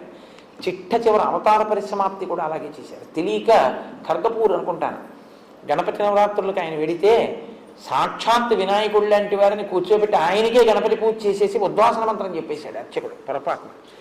యజ్ఞేన యజ్ఞమైదంత దేవాహత్తాని ధర్మాన్ని ప్రథమాన్యాసన్ అన్నాడు వెళ్ళిపోమ్మని. అంటే మూర్తిని కదిపేస్తాం కదా, అంతే, ఆయన శరీరం వదిలేశాడు. మంత్రభాగమేనండి, దాని శక్తి చూపిస్తుంది. కాబట్టి గణపతి చాలా గొప్పగా అనుగ్రహిస్తాడు, మహానుభావుడు వినాయకుడు. కాబట్టి వికటో ఆయన చేసే పనులు హాస్యస్ఫోరకంగా ఉంటాయి, కానీ ఆయన చాలా బాగా అనుగ్రహించేటటువంటి స్వరూపం ఉన్నవారు. ఆయన చేసే పనులు ఏమిట్రైలాగా అనిపిస్తుంది, కానీ చాలా గమ్మత్తుగా ఉంటుంది ఆయన చేసేది. మీకు నేను ఉదాహరణ చెప్పాలంటే, ఇందాక అన్నా కదా శ్రీకాంతో మాతులో యస్య, మేనమామ గారు శ్రీ మహావిష్ణువు ఒకసారి వినాయకుడి పుట్టినరోజు వచ్చింది. వినాయకుడి పుట్టినరోజు వస్తే వినాయకుడి మేనమామని పిలిచారు. మేనమామ అత్తయ్య వెళ్ళారు, లక్ష్మీదేవి నారాయణుడు. ఏవో బహుమానాలు పట్టుకెళ్ళాడు మేనల్లుడికని. అన్నీ అక్కడ పెట్టి, ఒరే నాన్న నీకు తెచ్చాను రా అని చూపిస్తుంటే ఇవన్నీ ఇస్తూ ఉండడంలో సుదర్శన చక్రాన్ని పక్కనెట్టుకున్నాడు ఆయన. ఆ పిల్లాడికి ఈ చక్రం నచ్చింది, గుడుక్కుని నోట్లో పడేసుకున్నాడు. ఏముందండి, ఆ తొండంతో తీసి ఇలా పెట్టి మింగేశాడు. అయ్యి బాబాయ్ నా చక్రం ఏదన్నాడు, మింగేశాను మామయ్య అన్నాడు. అయ్యి బాబాయ్ మింగేస్తే ఎలాగరా, మరి ఎలాగరా, ఇచ్చేయరా అంటే ఇస్తాడా? ఆ లంబోదరంలో పడేసుకుని పరిగెడుతున్నాడు అటు ఇటును. అప్పుడు శ్రీ మహావిష్ణువు ఆలోచించారు, ఎలా వీడి కడుపులోంచి తేవడం, వీడికి ఏదైనా హాస్యస్ఫోరకంగా ఉంటే సంతోషిస్తాడు ఆయన. అదో విచిత్రం. మిగిలిన ఈ దేవుళ్ళ దగ్గర మీరు డిసిప్లిన్డ్గా కూర్చోవాలి, ఆయన దగ్గర సంతోషమైన పనులు చేస్తే సంతోషిస్తాడు ఆయన. వీడికి నవ్వు పుట్టిద్దామని కుడి చెవి తీసి ఈ చెవిని ఎడం చెవిని పట్టుకుని గుంజీలు అన్నవి మొదట తీసిన వారు విష్ణుమూర్తి. గుంజీలు తీశారు. తీస్తే వినాయకుడు చూసి, మామయ్య అదేమిటి ఇలా పట్టుకుని అలా ఊగుతున్నామని పెద్ద నవ్వు నవ్వాడు. పిల్లవాడికి పలక మారి లోపల నుంచి సుదర్శన చక్రం బయటపడిపోయింది. అమ్మయ్య చాలరా బాబు అని తలుపుకుని తీసుకున్నాడు. అందుకే ఇప్పటికీ ఆయన అనుగ్రహానికి ఏం చేస్తారంటే వెళ్ళి గుంజీలు తీస్తారు ఆయన దగ్గర. ఎక్కడి నుంచి వచ్చింది ఇదంటే శాస్త్రంలో అక్కడి నుంచి వచ్చింది. హాస్యస్ఫోరకంగా ఉండి అనుగ్రహిస్తారు. మీరు చూడండి, ఈ లోకానికి ఆయన ఎంత ఉపకారం చేశారో తెలుసా? గోకర్ణ క్షేత్రం ఎక్కడి నుంచి వచ్చిందండి? ఆయన అనుగ్రహమే. రావణాసురుడు శివలింగాన్ని పట్టుకెళ్ళిపోతుంటే బ్రహ్మచారి రూపంలో వెళ్ళి, అందాక నేను పట్టుకుంటాను, బరువుగా అనిపిస్తే 3 మాటలు పిలుస్తాను, రాకపోతే కిందెట్టేస్తాను అన్నాడు. ఖచ్చితంగా సంధ్యావనంలో అర్ఘ్యం ఇచ్చే వాటికి రావణ రావణ రావణ అని కింద పెట్టేశారు. ఒక్క మొట్టిగా కొడితే సొట్టడిపోయిందండి. ఇప్పటికీ గోకర్ణ క్షేత్రంలో సొట్టపడిపోయి ఉంటారు మహానుభావుడు. హాస్యస్ఫోరకంగా ఉంటుంది ఆయన చేసే పని. కానీ గోకర్ణ క్షేత్రం వచ్చింది. అలాగే విభీషణుడు రంగనాథుడిని పట్టుకెళ్ళిపోతున్నాడు. మా నాన్నగారికి చిదంబరంలో నటరాజు అని పేరు. మా నాన్నగారు నాట్యం చేస్తారని. పాపం మా మామయ్యకే రాజన్న పేరుతో క్షేత్రం లేదని ఆయన మామయ్య కోసం ఏం చేశారో తెలుసా? విభీషణుడి దగ్గరికి వెళ్ళి కావేరీ నదిలో స్నానం చేయాలనిపించింది విభీషణుడికి. బ్రహ్మచారి రూపంలో కనబడ్డారు. ఒరే నాయన, కొంచెం ఇది పట్టుకుంటావా, ఈ రంగనాథుడి మూర్తిని, నేను కావేరీలో స్నానం చేసి వస్తా అన్నారు. బరువుగా అనిపిస్తే పిలుస్తాను వచ్చేయాలన్నారు. అలాగేనన్నారు. ఆయన స్నానానికి వెళ్ళారు. ఈయన 3 మాటలు పిలిచి అక్కడ ఎట్టేశారు. మా నాన్నగారు నటరాజు అయితే మా మేనమావ రంగరాజు అని శ్రీరంగనాథుడిగా అక్కడ తీసుకొచ్చి పెట్టినవారు వినాయకుడే. అంత గొప్ప వైష్ణవ క్షేత్రం వినాయకుడి వల్లే వచ్చింది. కాబట్టి ఇక్కడ చిదంబరం ఉంటే అక్కడ శ్రీరంగాన్ని తెచ్చినవాడు మా స్వామి వినాయకుడే. కాబట్టి శ్రీకాంతో మాతులో యస్య, ఆయన చేసేవి హాస్యస్ఫోరకంగా ఉంటాయి, కానీ చాలా మహోపకారాలు చేస్తుంటారు. ద్రవిడ దేశానికి నది లేదు, వాళ్ళు దాహార్తితో కొట్టుకుపోయేవారు. ద్రవిడ దేశంలో ఉన్న భక్తులందరూ గణపతిని ఆరాధన చేశారు, వినాయకుడిని. మీకు నీళ్ళు ఇస్తానన్నారు ఆయన. అగస్త్య మహర్షి యొక్క కమండలంలోకి నదీ జలాలు ఉండేవి, గంగానదిలాగా. కాబట్టి ఆ కమండలం కింద కాని పడిందో పెద్ద నది ప్రవహిస్తుంది. ఆయన ఒక కొండ శిఖరం మీద కూర్చుని ఉపాసన చేస్తున్నారు అగస్త్య మహర్షి. ఈయన విఘ్నేశ్వరుడు కాకి రూపంలో వెళ్ళి కమండలం కింద పడేశారు. అప్పుడు పుట్టింది కావేరీ నది. కావేరీ నది అగస్త్య మహర్షి యొక్క కమండలంలోంచి వచ్చింది. అందుకే ఇప్పటికీ ద్రవిడ దేశంలో తమిళనాడులో మా అభివృద్ధి అంతా వినాయకుడి భిక్షని చెప్పుకుంటారు వాళ్ళు. కావేరీ నది ఉంది కాబట్టి మేము అన్నం తింటున్నాం అంటారు. వినాయకుడి భిక్షని మీకు అందుకే ఎక్కడ చూసినా వినాయకుడు గుళ్ళు ఉంటాయి తమిళనాడు అంతా. కాబట్టి ఆయన కాకి రూపంలో పడేసి బ్రహ్మచారి రూపంలో పారిపోతున్నారు. నా కమండలం కింద పడేశావు, నదీ ప్రవాహం కింద నీరంతా ఇంత గొప్ప నీరు వెళ్ళిపోయిందని అగస్త్య మహర్షి కూడా పొట్టిగా ఉంటాడు. ఆయన ఈ బ్రహ్మచారిని పట్టుకుందామని పరిగెత్తాడు. పరిగెడితే కొంత దూరం పరిగెత్తించి వినాయక రూపంలో సాక్షాత్కరించారు. అగస్త్య మహర్షి అయ్యయ్యయ్యయ్యో, ఇంత చదువుకున్నాను, ఇంత తపస్సు చేశాను, లోకోపకారానికి కాకి రూపంలో నా కమండలం కనబడితే, బ్రహ్మచారి రూపంలో కనబడితే బ్రహ్మచారిని కొట్టబోయాను. ఆవేశంలోని ఎందుకు నా బుద్ధి ఇది తెలుసుకోలేకపోయినా అయ్యయ్యో అని ఇలా అన్నాడు. అందుకే అప్పటి నుంచి ఎంత తప్పు ఆయన పట్ల చేసినా గణపతి దగ్గరికి వెళ్ళి ఇలా అంటే ఆయన సంతోషిస్తారు, తప్పులు మన్నిస్తారు. అందుకు వచ్చాయండి ఇవన్నీ, ఉత్తినే వచ్చాయనుకుంటారా? వికటో హాస్యస్ఫోరకంగా ఉన్నట్టుంటే ఆయన చేసే పనులు, కానీ ఆయన చాలా గొప్పగా అనుగ్రహిస్తారు. మీరు ఏ దేవుడి దగ్గరికన్నా వెళ్ళి ఇలా అంటే రక్షించడం, గుంజీలు తీస్తే రక్షించడం అలా ఉండదు.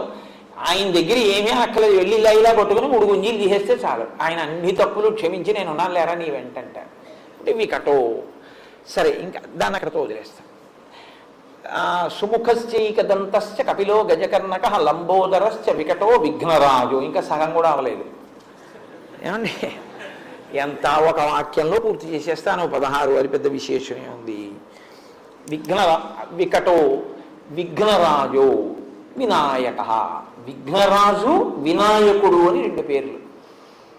మీరు బాగా జ్ఞాపకం పెట్టుకోవాలి ఈ విషయాన్ని.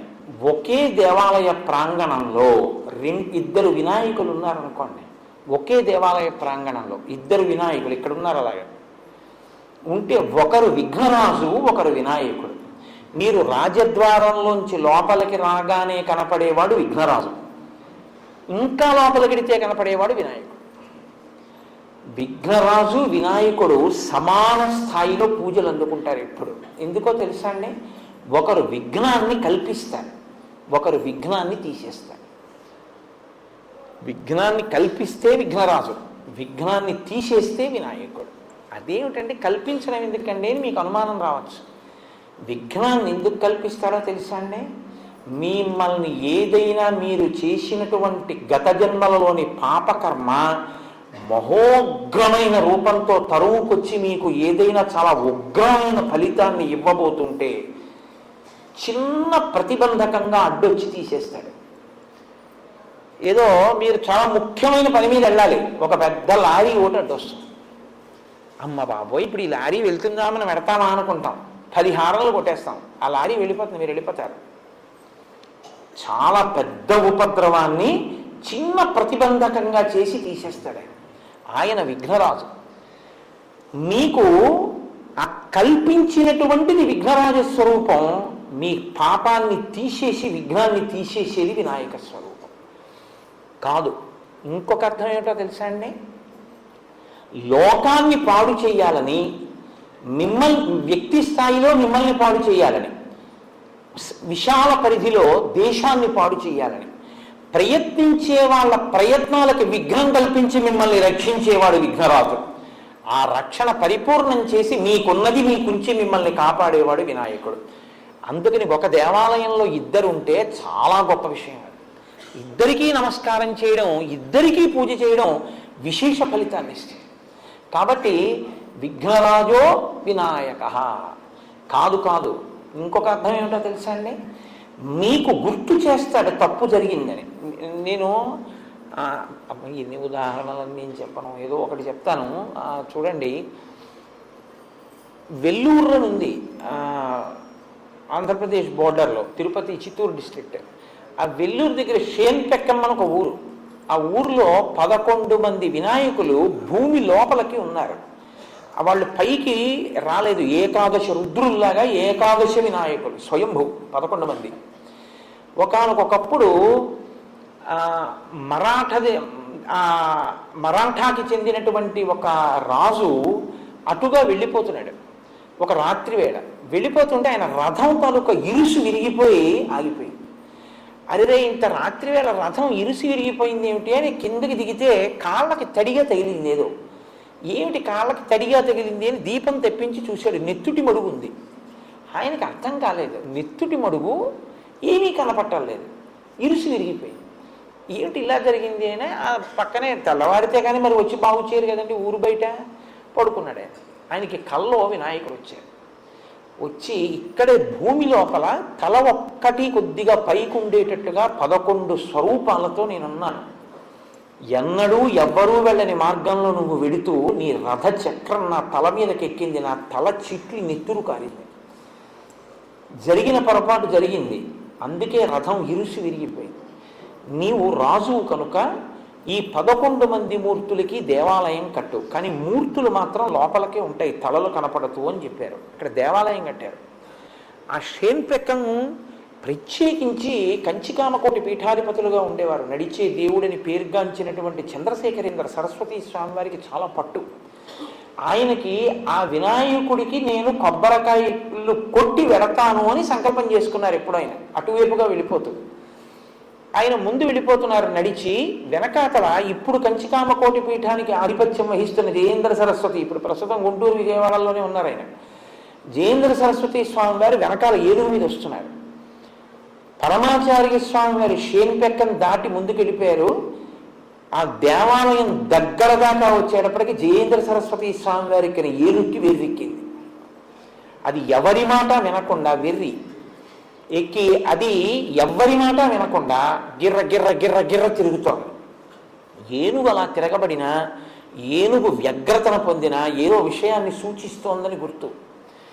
అప్పుడు పట్టుకోలేకపోయారు ఆ ఏనుగుని ఎవ్వరు. అందరూ భయపడిపోయారు. పైనేమో స్వామివారు ఉన్నారు. ఏ ప్రమాదం జరుగుతుందో అని ముందుకెళ్ళిపోయిన పరమాచార్య స్వామి వారి దగ్గరికి పరిగెత్తారు. పరిగెత్తి స్వామి ఇలా జరిగిందన్నారు. ఏం చెయ్యం, ఏనుగులు ఏం చేసినా ఆగట్లేదు, పైనున్న జయేంద్ర సరస్వతికి ప్రమాదం జరుగుతుందేమో, పడిపోతారేమో అని, తొండంతో లాగేస్తుందేమో అని భయపడుతున్నామని. అంటే ఆయన అన్నారు, నా వల్ల అపరాధం జరిగింది, నేను ఇటువైపు వెడుతూ షేన్పెక్కంలో కొబ్బరికాయలు కొట్టి వెడతాను అనుకున్నాను, మరిచిపోయాను అని వెనక్కి వచ్చి ఏనుగుని ఎవ్వరూ ఏం చేయకుండా అలా వదిలేయండి అన్నారు. అది అలా గిర్ర గిర్ర తిరుగుతోంది. ఆయన వచ్చి విఘ్నరాజో వినాయక కాదు, వినాయక అంటే అర్థం ఏమిటో తెలుసా అండి? దాని వ్యతిరేకార్థంలో వి అన్న అక్షరం సంస్కృతంలో సమర్థిస్తుంది, వ్యతిరేకిస్తుంది కూడా. విచిత్రము అన్నాను అనుకోండి, విశేషమైన చిత్రము అని. విధవ అన్నాను అనుకోండి, భర్త లేనిది అని వ్యతిరేకార్థం ఇస్తుంది, సమర్థిస్తూ అర్థం ఇస్తుంది. వినాయకుడు అంటే తన మీద నాయకుడు లేనివాడు అని, తానే నాయకుడు. కాబట్టి అంత శ్రేష్టమైన నాయకుడు వినాయకుడు. కాబట్టి విఘ్నరాజో వినాయక. ఎక్కడి దాకా వచ్చాను? సుముఖశ్చైకదంతస్య కపిలో గజకర్ణక లంబోదరశ్చ వికటో విఘ్నరాజో వినాయక. ధూమకేతు, ఆయనకి ధూమకేతు అని ఒక నామం. ధూమకేతు అంటే తోక చుక్క అని అర్థం. తోక చుక్క దర్శనీయం కాదుగా. అయితే ధూమం అంటే పొగ, కేతు అంటే పతాకం, పొగ పతాకముగా కలిగినవాడు అని. ఆ పేరు ఎక్కడొచ్చింది వినాయకుడికి అంటే, ఒకానొకప్పుడు ధూమాసురుడు అని ఒక రాక్షసుడు ఉండేవాడు. ఆయన ఏమిటంటే విషపు వాయువుల్ని అందరి మీదకి పంపి చంపుతూ ఉండేవాడు. ఆయనకు అదో శక్తి. ఆయన గురించి ఎందుకంటే ఇప్పుడు మనం పాయిజనస్ గ్యాసులు విడిచిపెట్టుకోవట్లేదు కాబట్టి ఆయన అలా చంపుతూ ఉండేవాడు. ఒకానొకప్పుడు ఆయనకి జ్యోతిష్కులు ఒక మాట చెప్పారు, నిన్ను చంపేవాడు పక్క రాజ్యపు రాజుగారి భార్య కడుపున పుడుతున్నాడు. ఈయన రాక్షసుల్ని పంపించాడు ఆ రాణిగారిని చంపేమని. ఈయన గూఢచార అక్కడికి వెళ్ళేటప్పటికి పాపం ఆ రాజు రాణి ఏకశయ్యాగతులై ఉన్నారు. వాళ్ళని చూస్తే జాలి ఇచ్చింది ఆయనకి. చాలా అమాయకంగా ఉంది ఆవిడ, గర్భిణి. అయ్యో ఈవిడ్ని చంపేయడం ఏమిటని ఆ తల్పాన్ని తల్పంగా తీసుకెళ్ళి అరణ్యం మధ్యలో వదిలిపెట్టేశాడు. ఇది రాక్షసుడికి తెలిసింది. ఈలోగా వాళ్ళు తెల్లవారు లేచేటప్పుడు అడవిలో ఉన్నారు ఆ రాజదంపతులు. వాళ్ళు వెంటనే వినాయకుడిని ప్రార్థన చేశారు, ఈశ్వరా నువ్వు కాపాడి మమ్మల్ని కృప చేయని. వెంటనే ఆవిడ కడుపులోంచి పిల్లవాడి రూపంలో విఘ్నేశ్వరుడు వచ్చి ఆవిడ తొడ మీద కూర్చున్నాడు. ఈ రాక్షసుడు ధూమాసురుడు వాళ్ళిద్దరినీ చంపుదామని చంపలేదు గూఢచారం తెలుసుకుని అడవి మధ్యలోకి వెళ్ళాడు. వెళ్ళి ఆ విషపు గాలిని తన అస్త్రంగా ప్రయోగించాడు. వినాయకుడు అలాగే కూర్చుని అదంతా తను పుచ్చేసుకున్నాడు. పుచ్చేసుకుని మళ్ళీ కొత్తగా అస్త్రం ఎందుకు ప్రయోగించడం అని ఈ పుచ్చుకున్న విషపు గాలిని తిరిగి ఆయన మీదకి ప్రయోగించాడు. ఆయన తిరిగి ప్రయోగిస్తే ఆ రాక్షసుడు మరణించాడు. కాబట్టి ధూమమును కేతముగా అంటే తన యొక్క జెండాగా కలిగి ధూమాసురుణ్ణి చంపినవాడు కాబట్టి ధూమకేతు. కాబట్టి సుముఖశ్చైకదంతశ్చ కపిలో గజకర్ణక లంబోదరశ్చ వికటో విఘ్నరాజో వినాయక ధూమకేతుర్గణాధ్యక్ష. గణాధ్యక్ష అంటే గణము అంటే ఒక సంఘము అని. ఏదో జంతు గణము అన్నాను అనుకోండి, జంతువులన్నీ అందులోకి వస్తాయి. మనుష్య గణము అన్నాను అనుకోండి, మనుష్యులందరూ అందులోకి వస్తారు. దేవతాగణములు అన్నాను అనుకోండి, దేవతలందరూ అందులోకి వస్తారు. ఆయా సమూహములు అని. ఆయన గణపతి అంటే గణములకు పతి. ఎన్ని గణములు ఎన్ని సమూహములు ఈ లోకంలో ఉన్నాయో అన్నిటికీ పతి అంటే పొందబడవలసిన వాడు. పతి అంటే ఆయనని పొందుతుంది స్త్రీ, దాంతో పరిపూర్ణత్వాన్ని సాధించుకుంటుంది పతిని పొంది. కాబట్టి ఆయన వలన పూర్ణత్వాన్ని పొందుతుంది, బిడ్డల్ని పొంది. మనమందరం ఆ పతి మనకి గతి, ఆయన్ని మనం పొందుతాం. గణములన్నిటికీ లోకంలో ఉన్న సమస్త భూతముల చేత పొందబడవలసిన వాడు ఆయనే కాబట్టి ఆయన గణపతి. కాబట్టి విఘ్నరాజో వినాయక ధూమకేతుర్ గణాధ్యక్ష ఫాలచంద్రో. ఫాలచంద్రు అంటే పరమశివుడు ఎలా తన కిరీటం మీద ఆ శిరస్సు మీద చంద్రమౌళి అంటారు, తదియనాటి చంద్రబింబం ఎలా ఉంటుందో అటువంటి చంద్రరేఖని ధరిస్తాడో ఈయన కూడా చంద్రరేఖని ధరించేటటువంటి స్వరూపం ఉన్నవాడు. నేను వివరంగా చెప్పడం కుదరదు కానీ చతుర్దశి మహాత్మ్యము అని చాలా అద్భుతమైనటువంటి విషయం అది, కానీ చాలా దీర్ఘంగా ఉంటుంది. వేరొకసారి ఎప్పుడైనా ప్రస్తావన చేస్తాను. వినాయకుడే ఒకానొకప్పుడు చంద్రుణ్ణి ఆయన్ని చూసి నవ్వాడని, నిన్ను చూసిన వాళ్ళందరూ అపనిందల పాలవుతారంటే చూసిన వాళ్ళందరూ తిరుగుతుంటే చంద్రుడు సముద్రంలో పడిపోయాడు. మళ్ళీ క్షీరసాగర మండలంలో పైకి వచ్చాడు. అప్పుడే చతుర్దశి మహాత్మ్యం ఇచ్చాడు ఆయన. చతుర్దశి నాడు ఎవరైనా వినాయకుడిని పూజిస్తే విశేష ఫలితాలు వస్తాయి. పైగా ఆయన్ని కానీ మీరు విఘ్నేశ్వరుణ్ణి చూసి ఆయనకి ఏం అక్కర్లేదు, అందరూ పనికి మాలిందని ఏమంటారో ఒక గరికె పోగు, ఒక గరికె తీసుకొచ్చి ఆయనకి ఇచ్చారనుకోండి, మీకు ఆయన ఏమి ఇస్తాడో తెలుసా అండి? అష్టైశ్వర్యాలు ఇస్తాడు. అందుకే కర్ణాటకలో కన్నడ సంప్రదాయంలో పురంధరదాస్ గారని కీర్తనలు ఉన్నాయి. ఆయన లంబోదర లకుముకిరా అంటారు. అంటే అర్థం ఏంటంటే, లంబోదర నీవు లక్ష్మీకారకుడవురా, నువ్వు లక్ష్మిని ఇస్తావు మాకు. వాళ్ళ నాన్నగారు ఏం చేస్తారు, ఒక్కసారి జ్వాలాతోరణం అని ఆవిరిగడ్డి ధాన్యం అంతా మీరుచుకుని గడ్డి తీసుకొచ్చి కాల్చి దాని కింద 3 మాటలు తిప్పితే చాలు, యవసదనం కనబడకుండా ఆయన అనుగ్రహిస్తాడు. గరిక పట్టుకొచ్చి కాళ్ళ మీద వేస్తే చాలు, పొంగిపోయి అష్టైశ్వర్యాలు ఇస్తాడు ఈయన. కాబట్టి పాలచంద్రో గజానన, ఏనుగు యొక్క ముఖం ఉన్నవాడు. మళ్ళీ ఇది ఏమంటే మీరు ఇందాక చెప్పినట్టు సుముఖ అన్న దాంట్లోకి వస్తోంది. సుముఖలోకి ఏనుగు ముఖాన్ని అన్వయం చేసి చెప్పాను మీకు, కానీ ఇప్పుడు ప్రత్యేకంగా ఏనుగునే చెప్తున్నారు. ఏనుగునే ఎందుకు చెప్తారో తెలుసా అండి? ఏనుగు తలకి ఒక బుద్ధి ఉంది. ఏమిటి ఆ బుద్ధి అంటే, మీకు ప్రపంచంలో ఒక పెద్ద క్రేన్ ఉందనుకోండి, ఆ క్రేన్ని ఈ పెద్ద ఇనప స్తంభాన్ని ఎత్తు అన్నారనుకోండి, ఎత్తేస్తుంది. ఓ గుండు సూదిని కిందేసి ఓ క్రేను ఈ గుండు సూది తీయి అన్నారనుకోండి, అది తీయలేదు, దానికి సాధ్యం కాదు. గుండు సూదిని శ్రావణం అని ఉంటుంది, కంసాలి వారి దగ్గర ఉంటుంది, వాళ్ళు ఇలా పట్టుకుని ఎత్తుతారు. అదేమి కంటికి ఇలా తీసి ఇలా పెట్టుకుని వాచీలు బాగు చేసేవాళ్ళు చిన్న శ్రావణం పెట్టి కనపడని కూడా చిన్న చిన్నవి శ్రావణంతో తీసేస్తుంటారు. ఇలాగ ఆ శ్రావణంతో మీరు కింద ఉన్న చిన్న సూదిని తీయచ్చు, ఒక పెద్ద ఇనప స్తంభాన్ని ఎత్తండి, ఎత్తలేరు. ఏనుగు తన బుద్ధి వైభవం చేత ఇంటింటి కళ్ళు, కానీ తన బుద్ధితో కింద ఉన్నటువంటి చిన్న సూదిని పైకెత్తుతుంది, పెద్ద స్తంభాన్ని పైకెత్తుతుంది. పెద్ద పెద్ద దేవదారు దొంగలతోటి శత్రురాజుల యొక్క రాజద్వారాలకు ఉన్నటువంటి తలుపులు బదలగొడుతుంది. ఏనుగులకి ఇనప గొలుసులేసి ఇనప గొలుసుల మీద దేవదారు దొంగలు పెట్టి ఏనుగుల్ని పరిగెత్తిస్తారు. పరిగెడితే ఈ దేవదారు దొంగలు వెళ్ళి రాజద్వారాలని గుద్దుతాయి. ఆ కోట గుమ్మాలు అంతంత బలంగా ఉండేవి పూర్వం. కొన్ని నెలల పాటు ఏనుగులకి ఇనప గొలుసులేసి దేవదారు దొంగలతో గుద్దిస్తే తలుపులు బద్దలయ్యేవి, అప్పుడు కోటలోకి ప్రవేశించేవారు. కాబట్టి ఏనుగు బరువైన పని చేస్తుంది, తేలికైన పని చేస్తుంది. లోకంలో అంత పెద్ద శరీరం ఉన్న ప్రాణి ఏనుగు ఒక్కటే. ఇంత పెద్ద శరీరం ఉన్న ఏనుగు తన శరీరంతో చంపేస్తుంది దేన్నైనా. ప్రయత్నం అక్కర్లేదు, తన కాలుతో తొక్కేస్తే చాలు. తన కాలుతో తొక్కగలిగినటువంటి ఏనుగు తొక్కడం మానేసి తన మీద ఎక్కడానికి తానే సాధనం అవుతుంది. మీరు ఎప్పుడైనా గురువాయూరులో చూశారో లేదో, ఏనుగు కాలు ఇలా చాపి నించుంటుంది.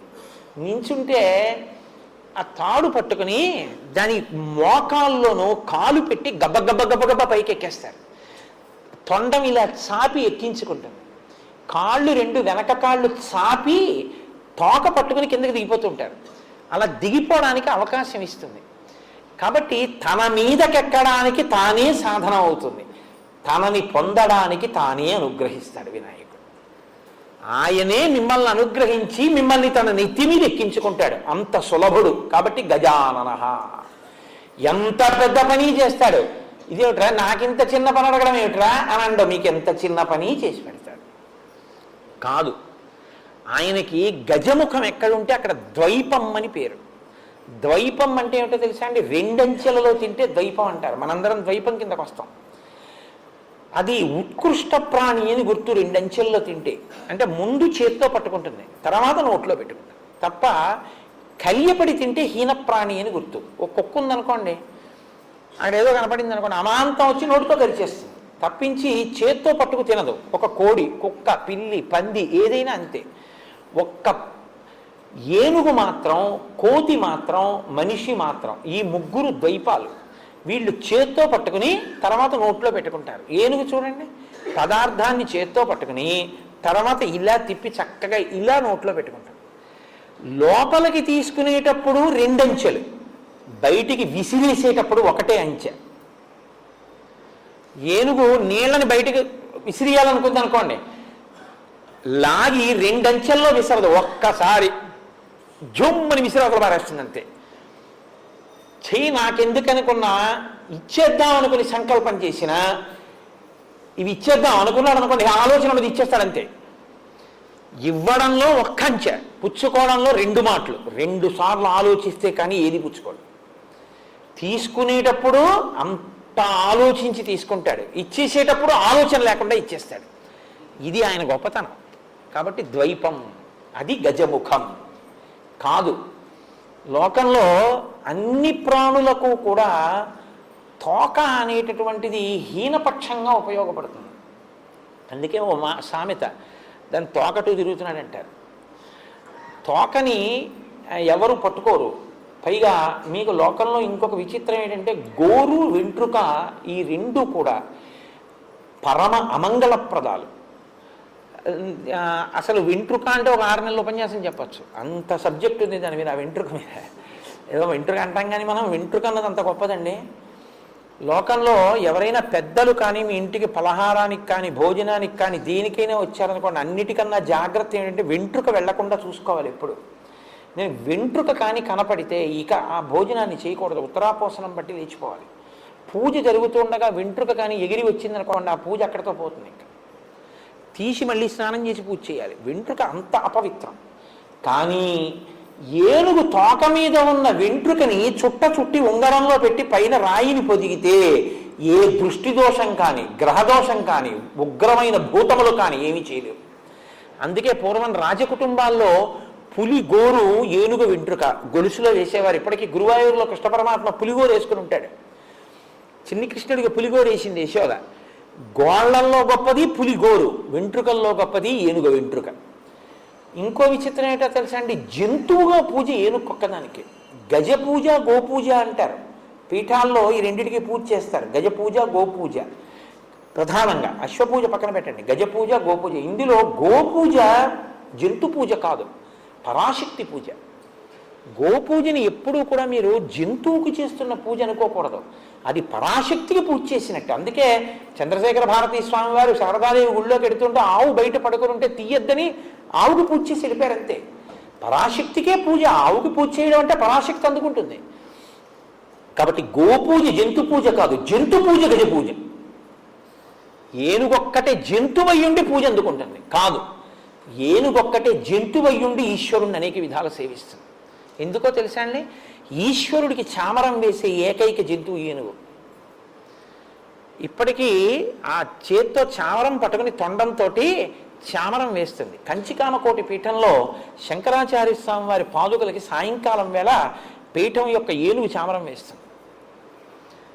ఏనుగు తొండంతో ఈశ్వరుణ్ణి సేవిస్తుంది. ఏనుగు తన తొండంతో నీళ్లు తెచ్చి శివలింగం మీద పోసిన సందర్భాలు ఎన్నున్నాయో కథలు. ఏనుగు తన తొండమెత్తి ఈశ్వరుడికి నైవేద్యం జరుగుతుంటే ఘీంకరిస్తుంది.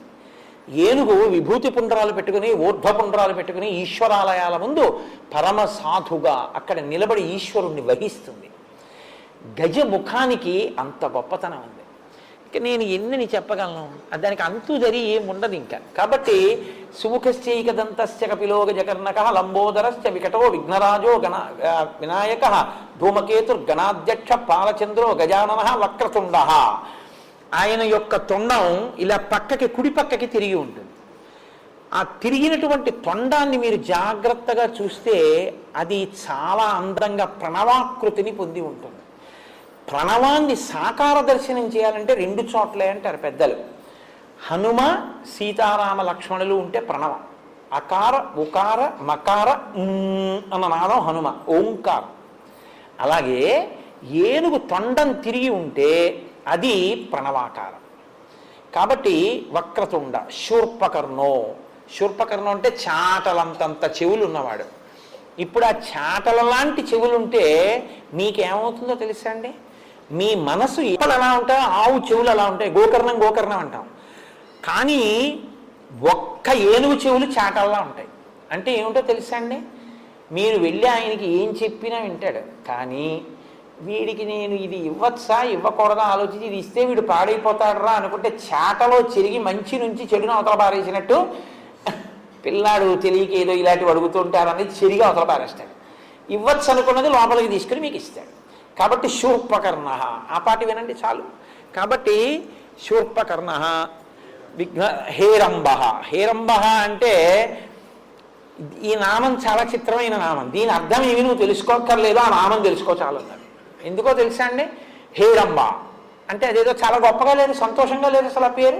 హేరంబ అంటేను అసలు ఆ పిలిపి అందం ఇస్తుంది కాబట్టి వినాయకుడి యొక్క రూపమే అందంగా ఉంటుందని చెప్పి పిలిపది అన్నారు. కాదు, చిత్ర విచిత్రమైన విరుద్ధమైన పని చేయించేవాడికి హేరంబుడని పేరు. ఎందుకో తెలుసా అండి? 5 ఏనుగు ముఖాలతో ఉండి సింహం మీద కూర్చునేవాడికి హేరంబుడని పేరు. సింహంతో పూజ అందుకున్న ఏనుగు వినాయకుడు ఒక్కడే. ఏనుగు సింహం కల్లోకి వస్తే చచ్చిపోతుంది. సింహంతో పూజ చేయించుకున్న ఏనుగు వినాయకుడు ఒక్కడే. అలా ఎలాగండి అని మీకు అనుమానం రావచ్చు. వినాయక తత్వం అంటే ఎంత గమ్మత్తుగా ఉంటుందండి. పరమశివుడికి పంచాస్యుడు అని పేరు, 5 ముఖాలు ఉన్నవాడు. ఎందుకంటే సజ్జోజాత అఘోర తత్పురుష వామదేవ ఈశానములని 5 ముఖాలు ఉంటాయి. పంచాస్యము అని సింహానికి పేరు. అందుకే పరమశివుడికి సింహానికి ఒకటే పేరు, పంచాస్యము అని. పంచముఖుడు, పంచాస్యుడు, పంచాస్యము. సింహము శివుడు ఒకటే. అటువంటి పరమశివుడు త్రిపురాసుర సంహారానికి ఎడుతూ వినాయక పూజ మర్చిపోయాడు. ఎంత కొడుకు అయితే మాత్రం ప్రోటోకాల్ కదండి. రథచక్రం విరిగిపోయి కింద కుంగింది. శివుడు కిందకి దిగాడు. మా అబ్బాయికి ఓ పువ్వు వేయడం మర్చిపోయాను రా అన్నాడు. ఓ తామలపాకు పసుపు అక్కడ పెట్టండి అని, నాన్న అనుగ్రహించు అన్నాడు. నాన్నగారు ఏమనుకోకండి, నా డ్యూటీ నాది కదా అన్నాడు. అందుకని ఇప్పుడు పంచాస్యము అంటే సింహం, 5 ముఖాలు ఉన్న పరమశివుడు పంచాస్యము ఒకటే. ఆ సింహం ఈ ఏనుగుకి పూజ చేసింది. సింహము చేత పూజింపబడిన రూపం ఉన్న ఏనుగు. అన్ని ఏనుగులు సింహం చేతిలో చచ్చిపోతే సింహం చేత పూజింపబడిన ఏనుగు ఇది ఒక్కటే. కాబట్టి హేరంబ. తర్వాత స్కందపూర్వజ. అబ్బో ఏమి నామం అండి ఈ నామం, చాలా గొప్ప నామం. సరే నేను విహంగ వీక్షణం చేసేస్తాను, పెద్ద లోతుగా చెప్పను, ఏమనుకోకండి. ఎందుకంటే ఎక్కడవుతాయి ఇవన్నీ, అయ్యేవి కావు, ఏదో అలా ఒక్కొక్క రోజు ఒక్కొక్కటి చెప్పేవి అవన్నీ. కాబట్టి స్కందపూర్వజ అని ఎవరిని పిలవరు అలాగా. బలానా ఆయన అన్నగారంటే గౌరవం కాదు, బలానా ఆయన తమ్ముడు అంటే గౌరవం కదండి. సుబ్రహ్మణ్యుడిని ఏమనాలి? వినాయకుడు తమ్ముడండి అనాలి. అంటే అప్పుడు వినాయకుడికి గౌరవం. అంతేగాని సుబ్రహ్మణ్యుడు అన్నయ్య గారండి అన్నారు అనుకోండి, ఇప్పుడు ఈయన గౌరవం ఏమైనట్టు?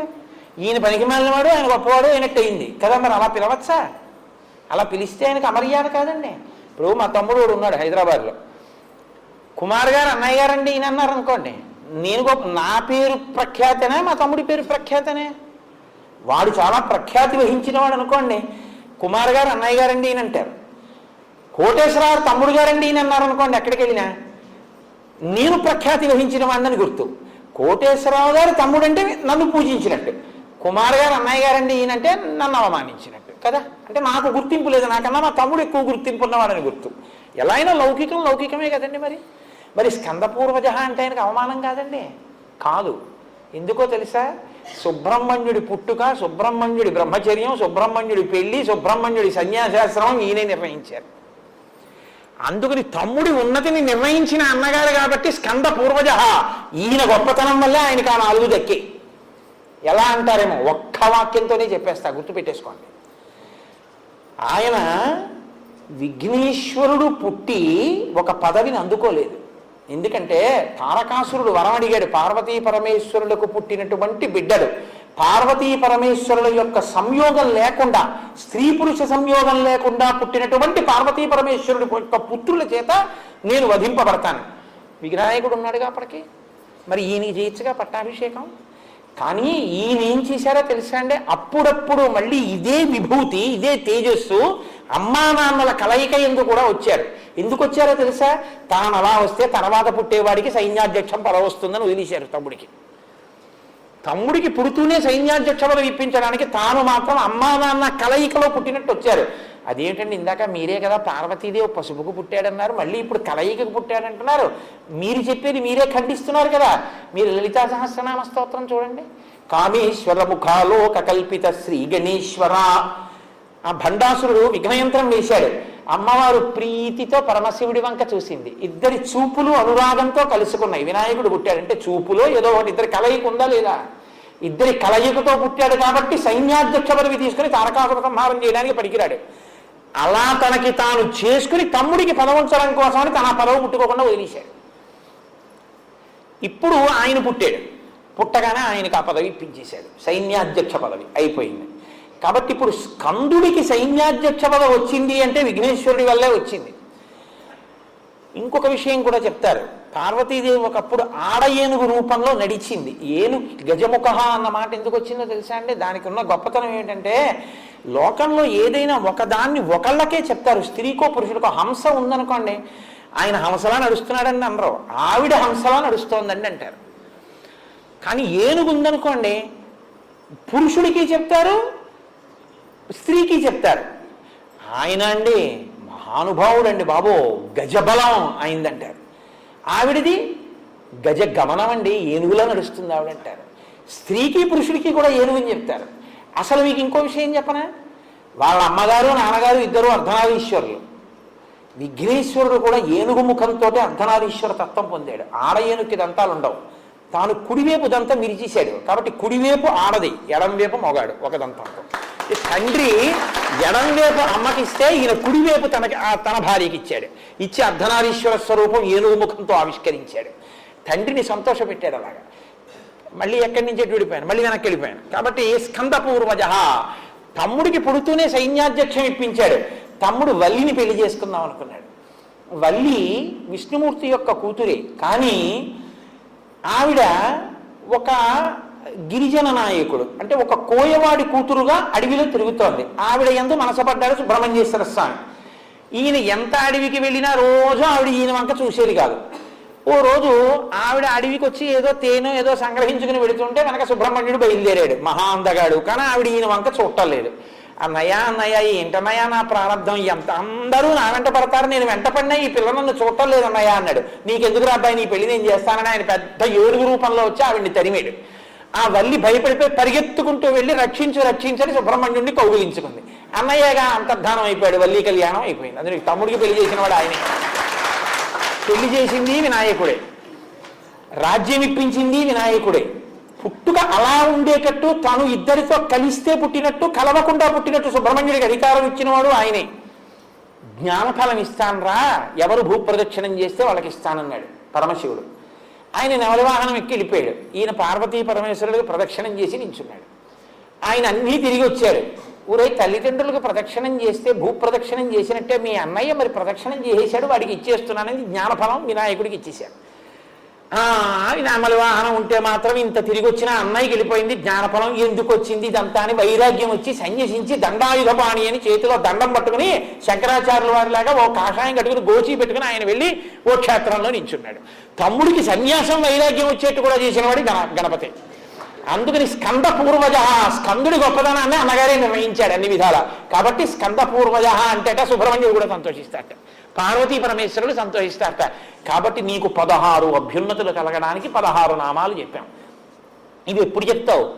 ప్రవేశే నిర్గమే తథా విద్యారంభే వివాహేచ. విద్యారంభం అంటే చదువుకోవడం మొదలుపెట్టినప్పుడు అది కాదు, దాని అర్థం బ్రహ్మచర్యాశ్రమమునందు ప్రారంభంలో, అంటే ఉపనయనం చేసినప్పుడు మొట్టమొదట ఈ శ్లోకం నేర్పాలి. బ్రహ్మచర్యము అంటే వేద విద్యాభ్యాసం, గురువుగారి దగ్గరికి పంపడానికి కదండి ఉపనయనం చేస్తారు. అందుకని బ్రహ్మచర్యాశ్రమమునందు మొదట ఈ శ్లోకం నేర్చుకోవాలి. వివాహేచ, గృహస్థాశ్రమంలో పెడుతూ ఇది నేర్చుకోవాలి. ప్రవేశే నిర్గమే తథా, ప్రవేశము నిర్గమము అంటే లోపలికి వెళ్ళి బయటికి వచ్చుట, కదలిక. ఉపన్యాసానికి మొదలవుతుందా, కాసేపు ఆగి మంగళం చెప్పేస్తాను, చివరుందా, నేను ఈ లోపలికి రావడం ఉందా, బయటికి వెళ్ళిపోవడం ఉందా, గుళ్ళోకి రావడం ఉందా, గుళ్ళోంచి వెళ్ళిపోవడం ఉందా, మళ్ళీ ఇప్పుడు నాకు ఇచ్చిన విడిదిలోకి వెళ్ళిపోవడం ఉందా, సాయంకాలం విడిదిలోంచి బయటికి రావడం ఉందా, సుందరకాండ చెప్పడం ఉందా, సుందరకాండ పూర్తి చేసి వెళ్ళిపోవడం ఉందా, ఆఖరికి నేను తిరిగి కాకినాడ వెళ్ళిపోవడం ఉందా, చిట్ట చివర ఏదో 20 ఏళ్ళు 25 ఏళ్ళు పోయిన తర్వాత ఇందులోంచి వెళ్ళిపోవడం కూడా ఉందా. కాబట్టి కదలికలన్నీ ఉన్నాయి. ప్రవేశే నిర్గమే, ఈ కదలికలన్నిటి యందు ఆయన అనుగ్రహం ఉండాలి. అన్ని కదలికల యొక్క అనుగ్రహంగా చిట్ట చివరికి చేరవలసింది చేరిపోవాలంటే ఆయన్ని స్మరించి తీరాలి. కాబట్టి సుముఖశ్చైకదంతస్య కపిలో గజకర్ణక లంబోదరస్య వికటో విఘ్నరాజో వినాయక ధూమకేతుర్గణాధ్యక్ష పాలచంద్రో గజానన వక్రతుండ శూర్పకర్ణో హీరంబ స్కందపూర్వజ షోడశైతాని నామాని ఎప్పటే శృణుయాదపి విద్యారంభే వివాహే చ ప్రవేశే నిర్గమే తదా సంగ్రామే సర్వకార్యేషు. ఇది అదేమిటబ్బాయి, నీకెవరితోనో ధర్మయుద్ధం చేయాల్సి వచ్చింది, అప్పుడు ఇదే చెప్పుకో. సర్వకార్యేషు, అన్ని పనుల్లో. సంగ్రామే సర్వకార్యేషు విఘ్నస్తస్య నజాయతే, విఘ్నాలు లేకుండా ఉంటాయి. నీకన్నా వచ్చి ఉండాలి, నీ ఇంట్లో యజమానికి వచ్చి ఉంటే నువ్వు వినాలి రోజు ఈ శ్లోకం అని అంత గొప్ప శ్లోకంలో వినాయక తత్వాన్నంతటినీ ఆవిష్కరించింది. ఒక పూజ చేసే ముందు ఆ తత్వాన్ని మనసులో పట్టుకుంటే మీరు అక్కడికి వెళ్ళి అనుభవించడం వేరుగా ఉంటుంది. తత్వం తెలియకుండా వెడితే యాంత్రికంగా ఉంటుంది. ఇప్పుడు మీకు అక్కడికి వెళ్ళగానే ఇలా ఇలా అందామని, గుంజీలు తీద్దామని, ఆ గడ్డి పరక కాదది, ఆయన అనుగ్రహం, ఆయన లక్ష్మిని, అది మామూలు లక్ష్మి కాదు. ఇంటి ముందు ఏనుగులు నిలబడి ఘీంకరించగలిగినంత ఐశ్వర్యం ఇవ్వగలడు. ఆ ఐశ్వర్యంతో మంచి పనులు చెయ్యాలన్న బుద్ధినిచ్చి సిద్ధినివ్వగలడు. అందుకని సిద్ధి బుద్ధి భార్యలు కదండి ఆయనకి. ఇన్ని ఇవ్వగలిగిన వాడు కాబట్టి అయ్య బాబోయ్ ఒక్క నమస్కారం, ప్రాణం పోయిందా ఏమడిగాడైన మన్ని, ఒక్క నమస్కారం చేసేడదామని వెళ్ళి వినాయకుడి దగ్గర నమస్కారం చేస్తారు. ఇప్పుడు విఘ్నరాజు వినాయకుడు ఇద్దరిని చూస్తారు కదా. ఇవన్నీ ఎప్పుడు చేస్తారు? వింటే. అందుకని అక్కడ పూజ చేయండి అని చెప్పి నేను వెళ్ళిపోవడం కాదు, మీరు నన్ను నమ్మి కూర్చున్నందుకు మీకు 4 మంచి మాటలు చెప్తే కదా ఆ గౌరవం. అందుకని నాకు తెలుసో తెలియదో ఏదో చెప్పమన్నారని చెప్పడం కానీ మీకు తెలియక, మీకు అన్నీ తెలుసు కానీ తెలియనట్టు వింటారు. కాబట్టి ఇప్పుడు చక్కగా మనం విఘ్నేశ్వర పూజ చేసి తరిద్దాం. మంగళాశాసనపరై మదాచార్య పురోగవై సర్వైశ్చ పూర్వైరాచార్యై సత్కృతాయాస్తు మంగళం. మంగళం కోసలేంద్రాయ మహనీయ గుణాత్మనే చక్రవర్తి తనూజాయ సర్వభౌమాయ మంగళం. ఉమాకాంతాయ కాంతాయ కామితార్థప్రదాయినే శ్రీగిరీశాయ దేవాయ మలినాథాయ మంగళం. కరచరణకృతం వా కర్మవాక్కాయజం వా శ్రవణనీరజం వా మానసం వాపరాధం విహితం వా సర్వమేత్తక్షమస్వా శివ శివ కరుణాబ్ధే శ్రీ మహాదేవ శంభో. సర్వం శ్రీ ఉమామహేశ్వర పరబ్రహ్మార్పణమస్తు. స్వస్తి.